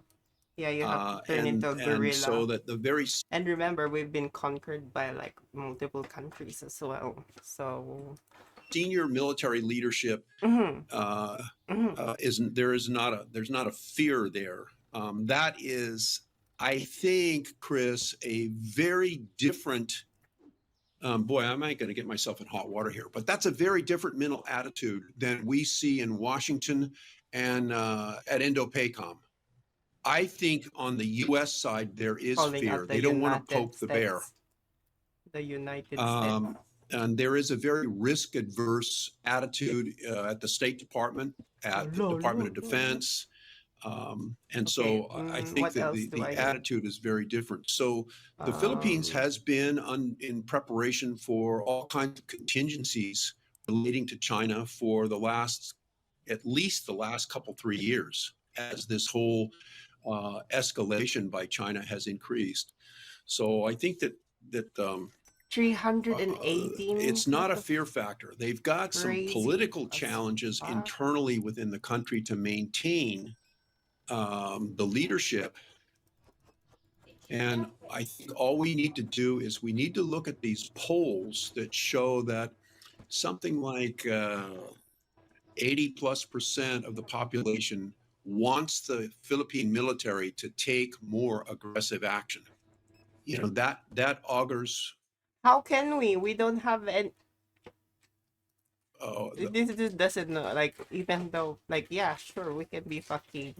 The Philippine army can be fucking, yeah, like they could turn guerrilla mode, but obviously they don't have as much capabilities as. Or bodes very well for, I think, a continued stand-up. There has been a shake-up. They were caught off guard, I think, by this escalation. But General Bronner has come out with very strong statements that if you Chinese, you do this again, we're going to meet whatever force you bring on us with the same. And that is, I think, really helpful. The other thing that we might see is a change in the personnel aboard the Sierra Madre, and that'll be a dead giveaway if they change out those Philippine sailors for Philippine Marines or SEALs. we will know. Oh yeah, that, that's another thing. the Philippines really means business here. So I know during the Duterte period, there was this real fault line in the Duterte. Philippines over the U.S. There was this idea that the U.S. is far away and not interested in helping the Philippines, so Oh we yeah, have that's to deal because with he sided China. with China. Obviously, dealing with China didn't work. But is there still this fear that the U.S. and Washington will not stand up for the Philippines? Because it sounds like there is something to that fear. Yeah, no. Your question is an excellent one. That is becoming an increasing concern among the population, and there is this hope that the United States will be a viable partner, as we see in the rhetoric. But there's increasing concern that all they see Oh, I have a are stalker the now. so-called I strong have a stalker statements now. coming out of the State Department, coming out of the U.S. Embassy, coming out of Indo-PACOM, and the U.S. doesn't really do anything. Now, to be fair to the United States, I mean, the training exercises, the equipment, there's a lot of motion, so Whoa. forth. But that's the Whoa. easy Amazing. stuff to do. Why? Get Because it milk, doesn't get milk. require any serious commitment to get your head in the fight. And so, as an example of what I'm talking about, you've seen a lot of hype about these joint patrols, or the U.S. doing a patrol with the Philippine Navy. Well, here's where the rubber meets the road. Those joint patrols are all done in areas of the West Philippine Sea that it doesn't matter. There's no controversy there. And so what our country needs to do is It's laggy. do something. Take some steps. Do you have to have the permission of the Philippine government? Not for everything. Example, you could have all kinds of operations, movement around, and let's just take this large Chinese Coast Guard ship that's at Sabina Shoal. The challenge is that the people in the country, and as well as the political and military leadership, they need to see the U.S., our country, do something other than issue strong statements. And so there are these patrols that they've been doing, joint patrols out in the West Philippine Sea. And those patrols are, interestingly, in places where it doesn't make any difference. There's no controversy. They're out there where it's safe. And what needs to happen is that the United States needs to have physical presence. They need to understand the concept of how important it is to show the flag. And Sabina Shoal is an area where there's a potential new China reclamation island that might be built there, and get down near Sabina Shoal and run some air operations for a couple of days. Or take a couple of destroyers or a fleet with a carrier and circle between Ayungin Shoal and go up to Scarborough Shoal for a few days and come back. The point here is that the Philippine population, as well as its military political leadership, are I think getting weary of these strong. Bitch, it's because the some parts of it is corrupted, connected to the Duterte thing. And that's all coming out of our State Department, our Department of Defense, and Indo-PACOM. They're looking to do something, or that the United States do something. And there are lots of things that the U.S. could do. I know that there have been statements that the United States offered some type of assistance or support following this June 17 attack, and that was turned down. That's the media report. I mean, I wasn't in the room, so I don't know. But among the things that the United States could do, for instance, is at Sabina Shoal, where there is this large monster ship We could be running air operations down there for 2 days. We could have a fleet that goes back up to Scarborough Shoal. We could have operations in the areas of the West Philippine Sea where it's really Oh my God, important, I where bought there's another one of controversy.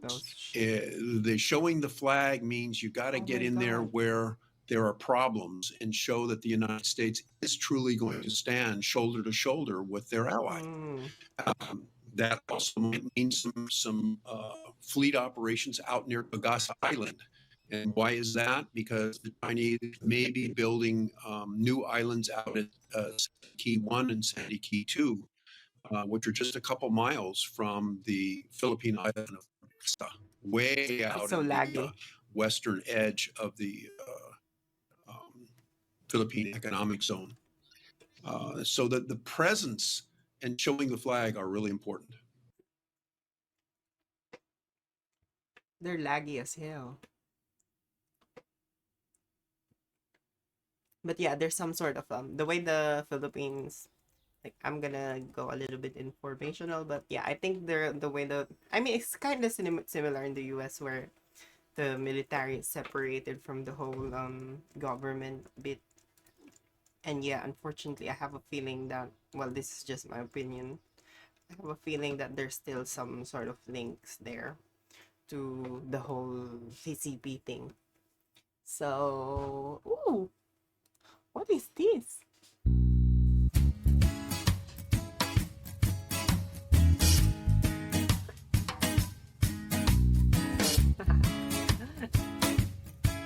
Yeah, that was so obvious.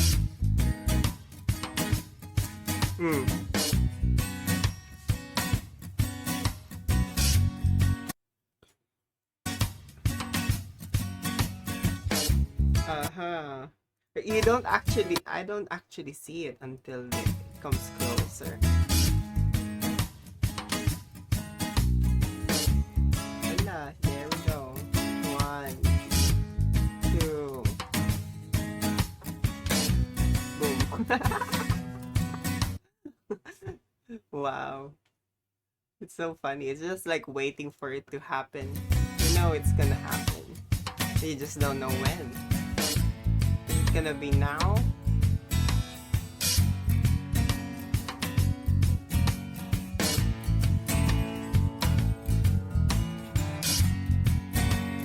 What about now? I kinda late. Was kinda late.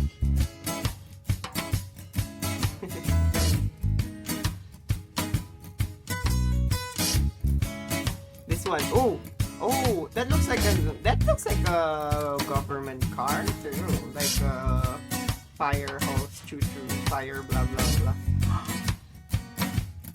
Boom. Stupid. Yeah. Maybe these sort of people, like with the bigger cars, they need another license actually, to think about it. Like there should be something that, oh, this one.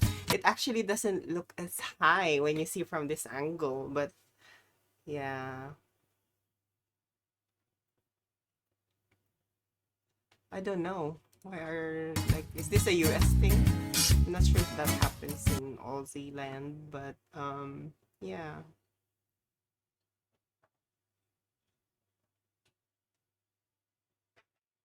Do you want brain rot? GeoGuessr? What? Oh yeah, my boyfriend's playing that. Nah, I'm not that good with the game. I tried it. I think I'm not good with identifying the trees and all that stuff. I'm just more on just the signs, like the road sign, what standard they're using. Sometimes the plates are helpful as well. But then, sorry, my armpit, I just had to smell it. It smells okay still. Doesn't stink that bad.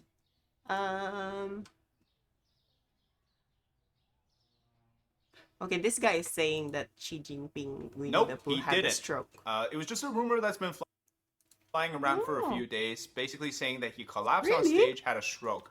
And yesterday I tweeted that if he did suffer a stroke, I would eat a large pizza with pepperoni, onion, mushroom, and garlic. Seems like I can't have my pizza now. But really think about it, if Xi Jinping's health, which is supposed to be the top most secretive thing in China, if he did, suffer a medical episode on stage, he would have been rushed to the hospital. Nobody on stage or around him would be medically able to decide that this was a stroke on the spot. It would have been the doctors at the hospital, which would be behind I'm gonna levels cut all of the security prices so that they details. buy it. And Wait, that's people like cheap, his chief $3, of staff would that's have not bad. asked every reporter on Seven, site seven, to 7.50. delete their pictures or videos or whatever they $3. took. Oy. And this Oy, that's would a not good be price, leaked huh? in such details as Good to price, he had a good stroke or price. anything like that. So 5. unfortunately, this was an information 5. warfare, potentially 5. from the anti-Xi Jinping side, 5.99. or just Oh, simply no. people were trying to 5.93. get out to test our IQs. And unfortunately for them, $7. viewers Okay, of China that's good. Insider are much smarter than that. Now, does this mean that Xi Jinping is very healthy? 3. I don't think so, because we see the way No. he's walking around. He might have even had a stroke 3. before, Nah, sometimes in not the gonna have past. that. And we wouldn't know about the exact $2, details of something that if it did happen I'll make during this the plenum $3, so until it's in maybe the months mail. later. Now, obviously, this was also a very $2. it reflects the wish of So that people they in get China, because this really first started circulating on Chinese social media. And even the search term for stroke was populated for a very long time until Next obviously thing they're gonna ban the word stroke. they censored it. So it does reflect a wish or a collective thinking of what they really want to see. And unfortunately, it's not the reality. Now, today, the third plenum had concluded, which was a set of meetings about China's economy. And on the official report, Xi Jinping did appear, so it looks like he was fine. Now, no matter how silent or weird it was before, during the meeting, that nothing was coming out, or that they somehow randomly took down articles about Xi Jinping, clearly right now we see him standing. So if he happened to be still in the hospital, it's not the nature of the CCP to put a double there or somebody, to put him in place, because that's just not how they operate. Still, with the third plenum, there are some fundamental, Okay, I I guess think you I would need call it something drama or else. unexpected Oh, events that eggs. happened during this whole week that we have to talk about. The biggest one being that Xinhua News Agency, which is the official state media, published a commentary. And this commentary is called Xi Jinping the Reformer. And it's very controversial because this goes against his call to go back to the Mao Zedong era, which is against reform or before the reform. But also because this article was only up for less than a day before it was scrubbed from the face of the internet. And the only place that I could find a copy of this was on some Hong Kong news website. Now, the article claims that Xi Jinping, after Deng Xiaoping, was a second reformer. And that it claims basically that Xi Jinping and Deng Xiaoping are at the same level in terms of the achievements of reforming China, provided the article makes the excuse that saying Xi Jinping faces a much more difficult time than Deng Xiaoping did. But the article concludes that even during the unique challenges, Xi Jinping has been able to navigate through all of them. Now, listening here, you might realize that this is a bunch of lies. It's against the reality of what's happening in China, because, as we know, the recent records has been zero COVID, has been the terrible economy, and all of those things happened because he wanted to focus to have more control on the society, which is the opposite of reform and opening up, which is focusing on relaxing these measures, giving back to the market policies, giving back to capitalistic growth. And that's really what drove the financial 375. changes, the rapid growth in China. But now Xi Jinping did the complete opposite, and they're still here claiming that he's a reformer. Still, the question is, how come the article only survived for about half a day or so before it was taken down? I think the two core views from the article is that first, Xi Jinping and Deng Xiaoping are the same. They're claiming that they're the same levels now. And then the second view is that Xi Jinping faces a more dire challenge than Deng Xiaoping ever did. So it's attempting to shift the blames of whatever Xi Jinping's going through onto the past leadership, right? Now, you got to remember, these type of articles don't just naturally exist. They're written and researched, and then, the editors look through it, proofreads them, and then they send this copy to the central office, which is basically like where the chief of staff of Xi Jinping sits, and he has to look carefully through it. Potentially even Xi Jinping himself read through the article before it gets published. So the original plan before the third plenum was finished is to put out this article and to basically test the water to see how people feel about where Xi Jinping stands in terms of the political achievements in amongst the other leaders. And it seems halfway throughout that day, something happened during the meetings, or it didn't go as planned, and they had to take it down. Because we know, really, that's against the reality of China today. I think the important part here to note is that even those writing these propaganda, right, the writing team, those in the central propaganda department, they're having a hard time grasping the rapid changes or the political trend of the day within the party. In the morning, it was still sunshine. In the afternoon, it started to rain. So it's like, it's so quick that even these people don't have a complete grasp on where things are going. And they also don't have a complete grasp on where Xi Jinping's policies could take him. Because prior to the third plenum, it looked like he was all about state control policies, central planned policies, right? Going back to the Mao Zedong era. But then after the third plenum, it seems like he now says we should open up the market. We should focus on privatization. We should focus on having the small, the small businesses be the core of China's economic growth. And he's suddenly going back to the reform sort of policies before him, which he condemned before this. So there's a lot of contradictions here. And there's also a third sort of perspective on this drama, which is that I guess the article unintentionally bashed Xi Jinping too, because if you read it like this, which basically everything it said in the article was against the reality of China today. And so if you put somebody here like this is an elephant, you're describing him like a chicken, anybody that's seen the reality knows that this is not what you're talking about. This is untrue. And so if you wrote an article so untrue about something, it just sounds like you're sarcastically making fun of them. So with all of these combined, I think are some of the reasons why the article didn't survive. And also, again, I just think that this was really not the time to put it out. And they did. Unfortunately, it backfired. Oh, okay, so I'm out of So around the same time, Chinese social media actually has a trend going on. And so this has been going on in chat groups and feeds of WeChat, and I guess in other social media space as well. People are calling this period the garbage time of history. Because this period was represented by economic stagnation, or you could even say regression, for at least 2 years now, people really feel like that their livelihoods today compared to the real reform opening up of the 80s and 90s, it doesn't match, right? People don't feel happy today. Now, nothing represents the current situation better than this graphics, which has been circulating for a few days or even weeks. And this is really a representative of the current situation in China. So it's divided into two parts. The first part is actually a measurement index that you can go and evaluate yourself based on how miserable you are. And it's called the 2024 Misery Ranking Grand Slam. It basically takes the number of misery points, you can add them up each as a star. So for example, the first star is if you're jobless, unemployed. Second star is if you're jobless, unemployed, and also you have a mortgage. Third one is if you got the mortgage, the joblessness, and then also you have your debt. And then the fourth one, you can go up to things like if you have a child, to things like stock trading, if you got an unfinished home, all these things. You can get up to 8 stars on the misery index. And then the first part of this picture is actually pretty funny. It's a guideline for what to do when you lose your job in 2024. And they're describing it like this is some sort of a video game character creation, like when you assign points to different traits. Like for example here, right? If you have the strength, you can do what's called the Iron Man 3 challenge, which basically you can go become a delivery driver, a parcel man, or you can become an Uber driver. Or if you know you're getting old, but you got dexterity, then you can do the Golden 3, which is called caretaker, security, or a cleaner.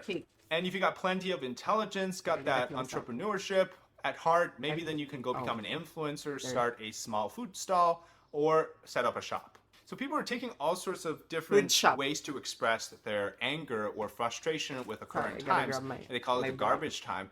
And really, it's a reflection that it's not the time to call yourself a reformer. There's also an objective fact, which again goes back to this article, which is, does Xi Jinping really want to take on the mantle himself? I think he's unsure because he's always talked about how the previous leaderships, including Deng Xiaoping, they really kickstarted an era of corruption, endless spending, this housing bursting bubble, the uncontrollable expansion of capital. A lot of these characteristics that they've sort of started, and it's grown to, sure, it brought a lot of economic benefits to China, but it also brought a lot of negative effects, which apparently now Xi Jinping has to carry the burden for. He's repeatedly expressed this frustration, saying that he has to basically solve the issues of the past in his time. And he's saying that not all of the issues we're facing today is because of me, it's because of them. To generally talk about the black box nature of the CCP, we, with the rumor about Xi Jinping having a stroke, or the more recent one that we've been focusing on is the disappearance of the foreign minister Qin Gang, which we finally learned a little bit about it. But just as a simple sort of general guideline to these things, if they're very specific and they give you a lot of details, it's probably not true. Whereas the case with Qin Gang, we realized that after a month of his disappearance in June of last year, we've realized that an official has disappeared. And so these type of things, when they really happen, there's no details about them.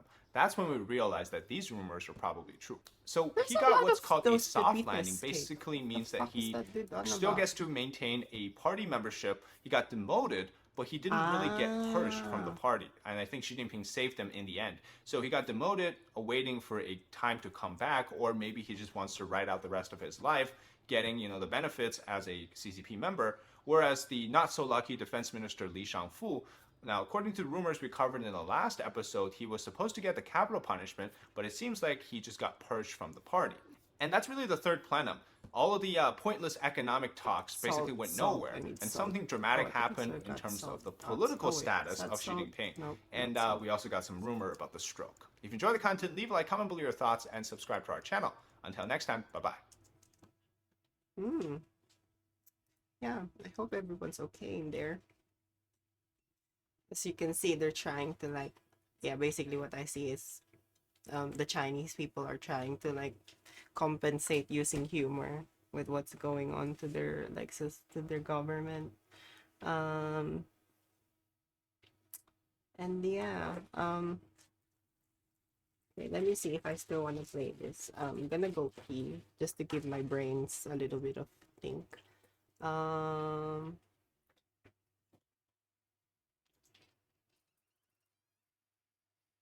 Okay, watch this girl.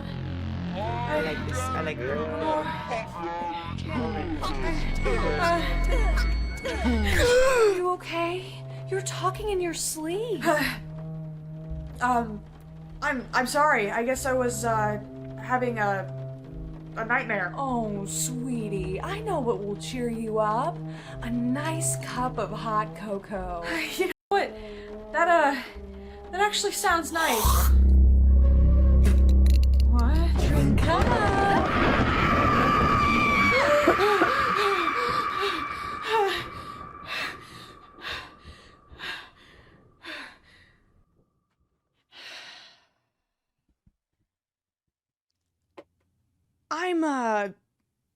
I'm tired of Haktua Girl. Attention. If you or a loved one have had this shockingly mediocre meme foisted upon you, you may be entitled to financial compensation. Look, I'm well aware of the irony of what I'm doing by making a video complaining about this meme. I'm only exposing new people to it and extending its life cycle so it can further ravage the algorithm like a rare form of cancer linked to asbestos exposure. Please don't wait, call 1-800-99. But I have to talk about it. Haktua Girl is the perfect case study of the life-changing and sometimes life-ruining modern phenomenon of going viral. Drunkenly telling a sex joke into a microphone one day and then being paraded around as a celebrity the next is a uniquely post-internet experience that I find so fascinating. From this brief interaction, Haley Welch went from having virtually no online presence whatsoever to amassing millions of followers and having to dodge paparazzi within just a few weeks. I have to convince my pawpaw not to shoot the paparazzi outside of our house every day because they've been camped out here for like 2 weeks. So how did this all start? Well, the viral clip is actually just a small segment from a street interview including multiple women filmed in Nashville by Tim and Dee TV. They later posted the full video onto their channel after their conversation with Haley took off on TikTok. This is for her. What? You What's- gotta answer this. You gotta. What's one move in bed that makes a man go crazy every time? Oh, that you do? gotta give him that hawk too and spit on that thing. You get me? Yep. That's it.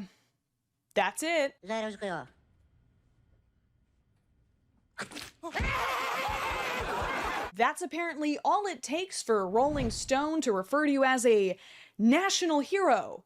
And as a Gen Z Dolly Parton, may our Lord and Savior Dolly in her infinite mercy forgive this blasphemer, Joseph Hudak. Amen. That's apparently how you get paid, reportedly, $30,000 to judge a bikini contest at a club in Miami, which is just up, considering how many altruistic people like myself would have gladly done it for free. Demonstrate. Hawk to No, like, Spit on it! If I see you anymore, you're gonna cry. oh yeah. Well, I'm sure she's wiping away those tears with dollar bills as we speak. Now, before we go any further, I want to make something very clear. While I am tired of Hawk Tuah Girl, I've got nothing against Haley Welch.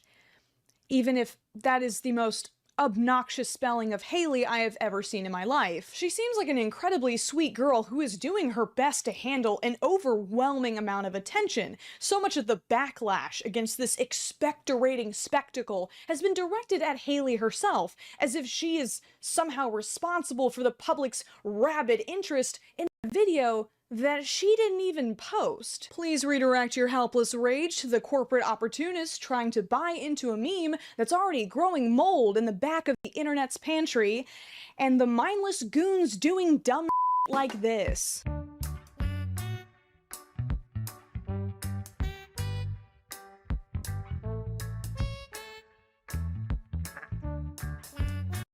Do you guys like the Huacta girl? What?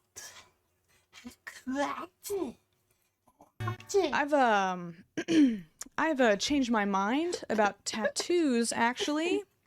My body is a temple. As you have probably noticed, the Hawk Tuah meme definitely has a very... It does.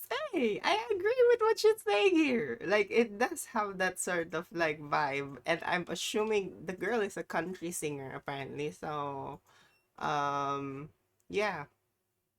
specific demographic. It would seem the Venn diagram of people who think a woman pretending to spit on that thing is peak comedy, and conservative men over the age of 30 is a donut. And I don't think that that's a coincidence. I think the Hawk Tuah meme can only go this absurdly viral in a world where many men have so completely insulated themselves from female friendships that they are shocked and delighted by a woman confidently telling a raunchy joke. Like, don't get me wrong, it's funny, but it's more like, haha, Haley, you're so crazy.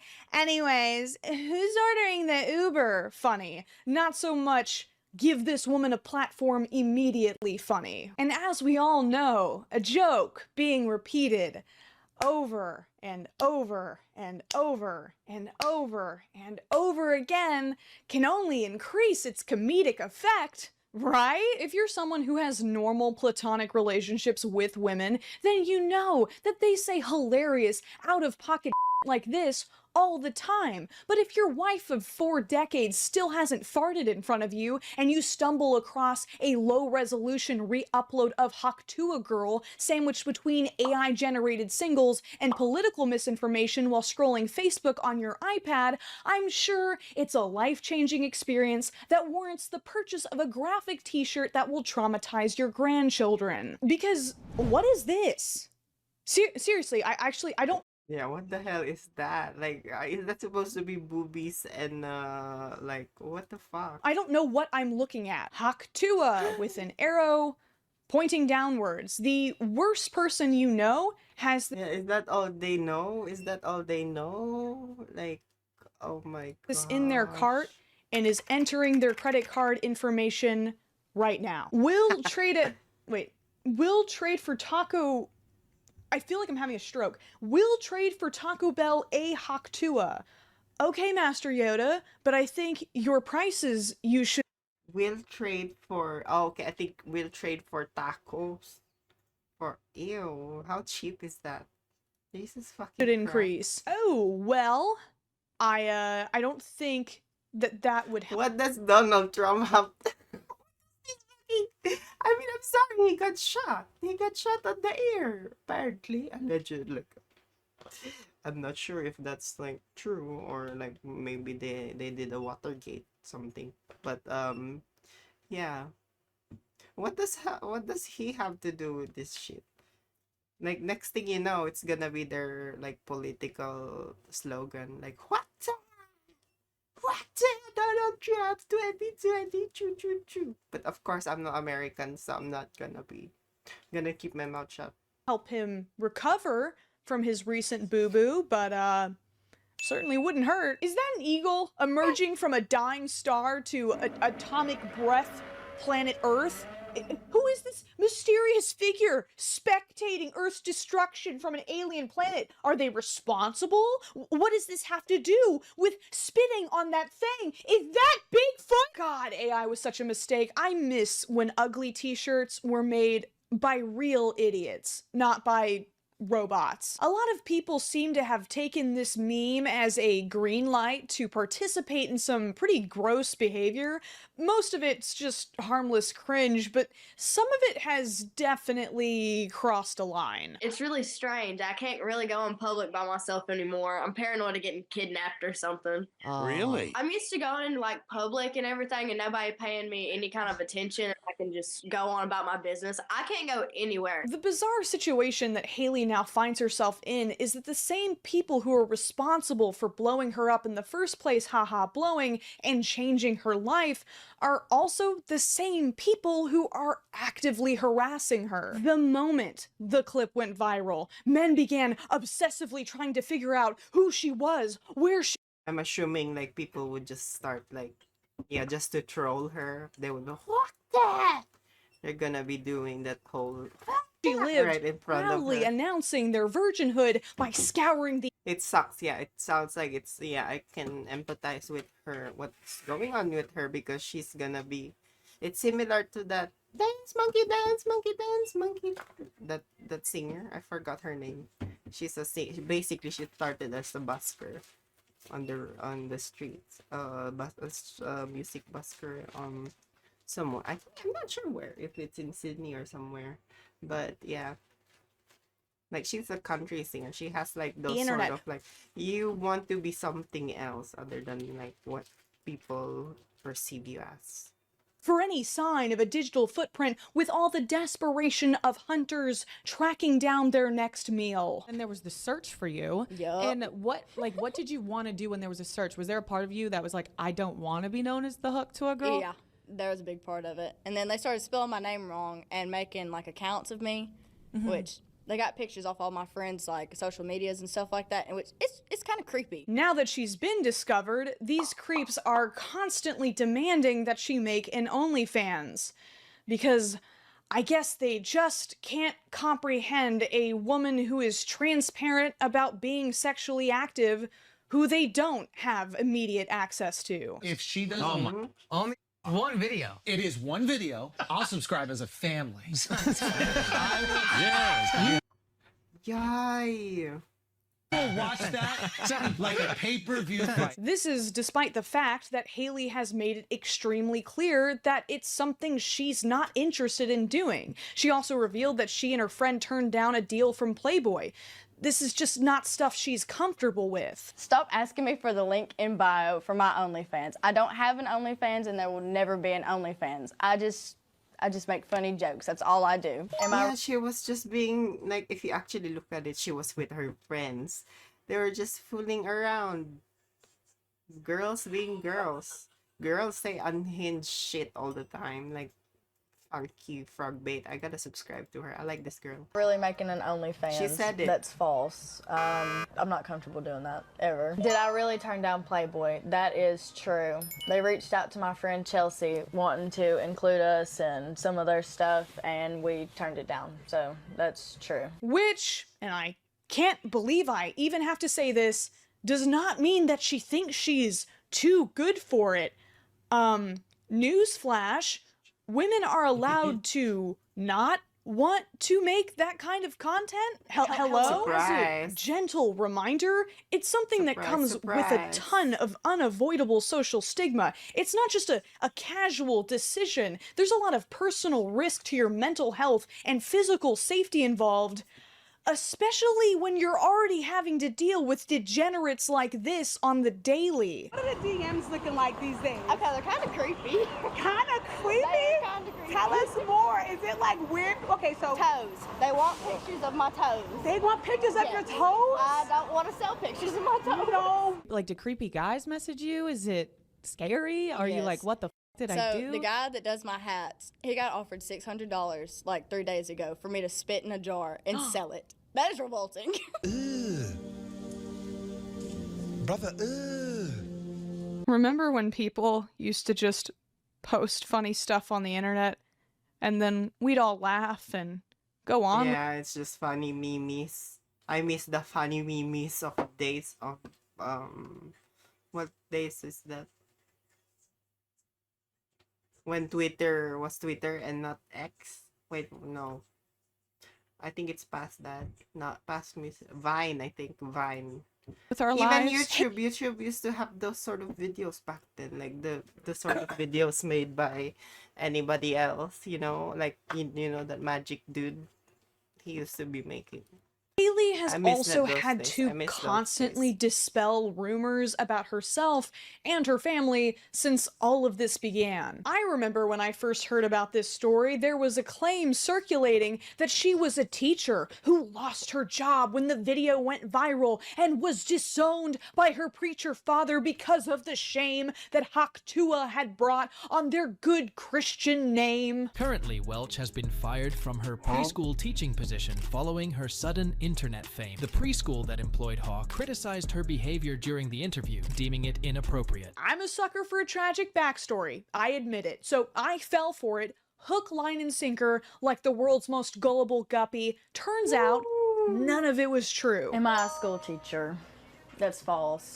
I worked in a spring plant for about 10 months. Did I really get fired from my job? That is false. I quit my job. Also, I've heard rumors that your dad is a preacher. My father is so far from a preacher, it's crazy. So everything has just been made up. Oh, yeah. Yeah, she wouldn't. If her father was a pastor, she wouldn't do the huakta. The first thing she would think was like, "Oh shit, is dad gonna see this?" Like, yeah, remember I've been friends with pastors' kids. PK, that's what they call those pastors' kids, and they're really, really like they always look outward. Like, oh, how will people see this family ties and all that stuff? I mean, that makes sense, especially if like they have their own sort of like church and all that None stuff. of it's true at all. Look, I am tired of Haktua Girl. I cannot comprehend why, out of the millions and millions and millions of terabytes of content uploaded to the internet every single day, this was the video that won the lottery. It just seems like a wildly disproportionate amount of attention for what's not even a very original joke. According to The Hollywood Reporter, Haley's new manager, Jodie Foster, Johnny Forster. That sounds like a fake name. Okay, whatever, Johnny Forster. He said in an interview that they've made almost $300,000 in just merch sales alone. Excuse me while I pick my jaw up off the floor. He also said that there's a reality show being developed. A reality show about Haktua Girl.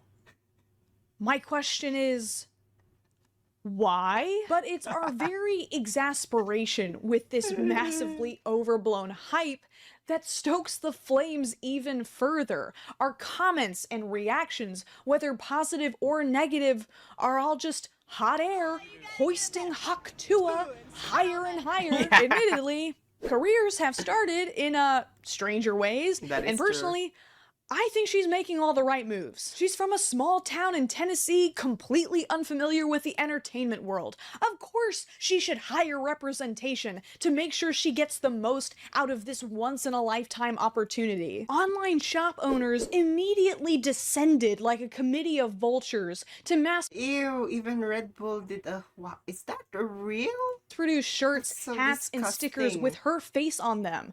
Of course, she should make her own merchandise line instead instead of letting others take all the profits from her image. A Yeah, famous that's true. country singer she liked invited her on stage.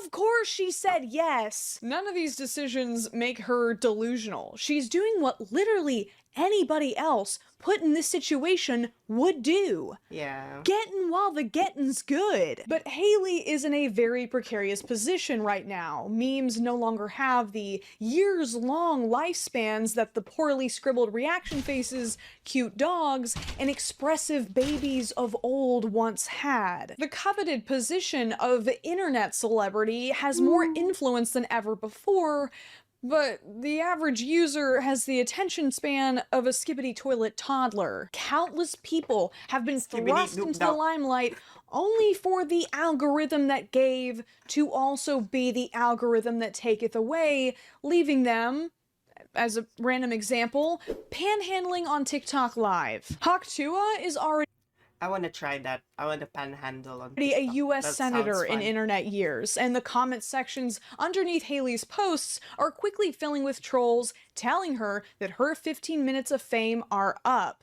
Comments that she has been handling with optimism. Counting down my last 15 minutes.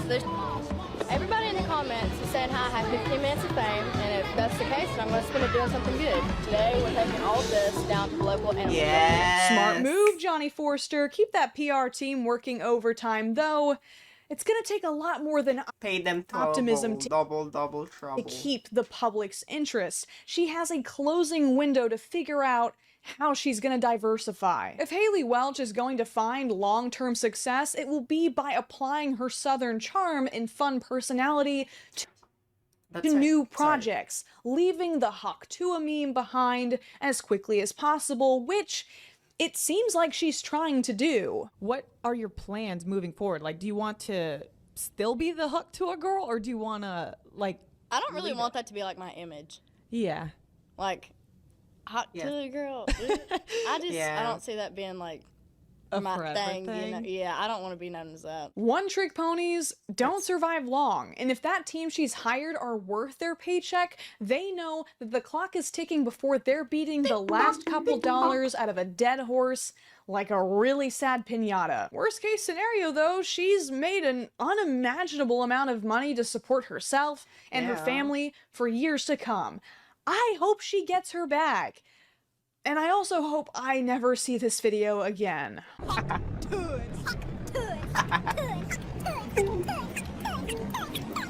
you're fucking hell. Oh, come on! Hawk Tutu, whatever. But I think she has the potential to be like Taylor Swift levels of fame. Honestly, like she could get there if she gets the right people with her. TBH, cause yeah. Hello. Or Beyonce level to think about it, but obviously Beyonce has a father who is also rich as fuck, unfortunately, and had connections. So yeah, I agree with what she said, you know. Even she is saying it. She doesn't want to be just because to think about it, like it's sexual. It's something sexual, and like while sure you are sexual, it's part of being human. You don't want to be like just an object to someone, a thing. You want to be something more than that.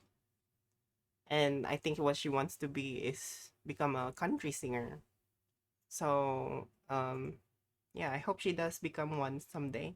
Maybe she could make something. I think she should make a song about the whole Huacta shit. She should make a bop, honestly. I think she should. But obviously, I'm just someone from an isolated place in the planet, after all. I'm just yapping my mouth out. And yeah. Oh, accidentally put you there. I don't know why I put you there. But I wasn't planning on streaming today. But I did, so I won't be doing Saturday streams that much. But yeah, I figured I'd just pop in here to say hello, and I hope you're doing a good day. I'm gonna end my stream here because I wanna take a nap. I wanna take a nap and cuddle with my partner. So yeah, I'll be seeing you later. Have a good night, big guy. You enjoy your day. If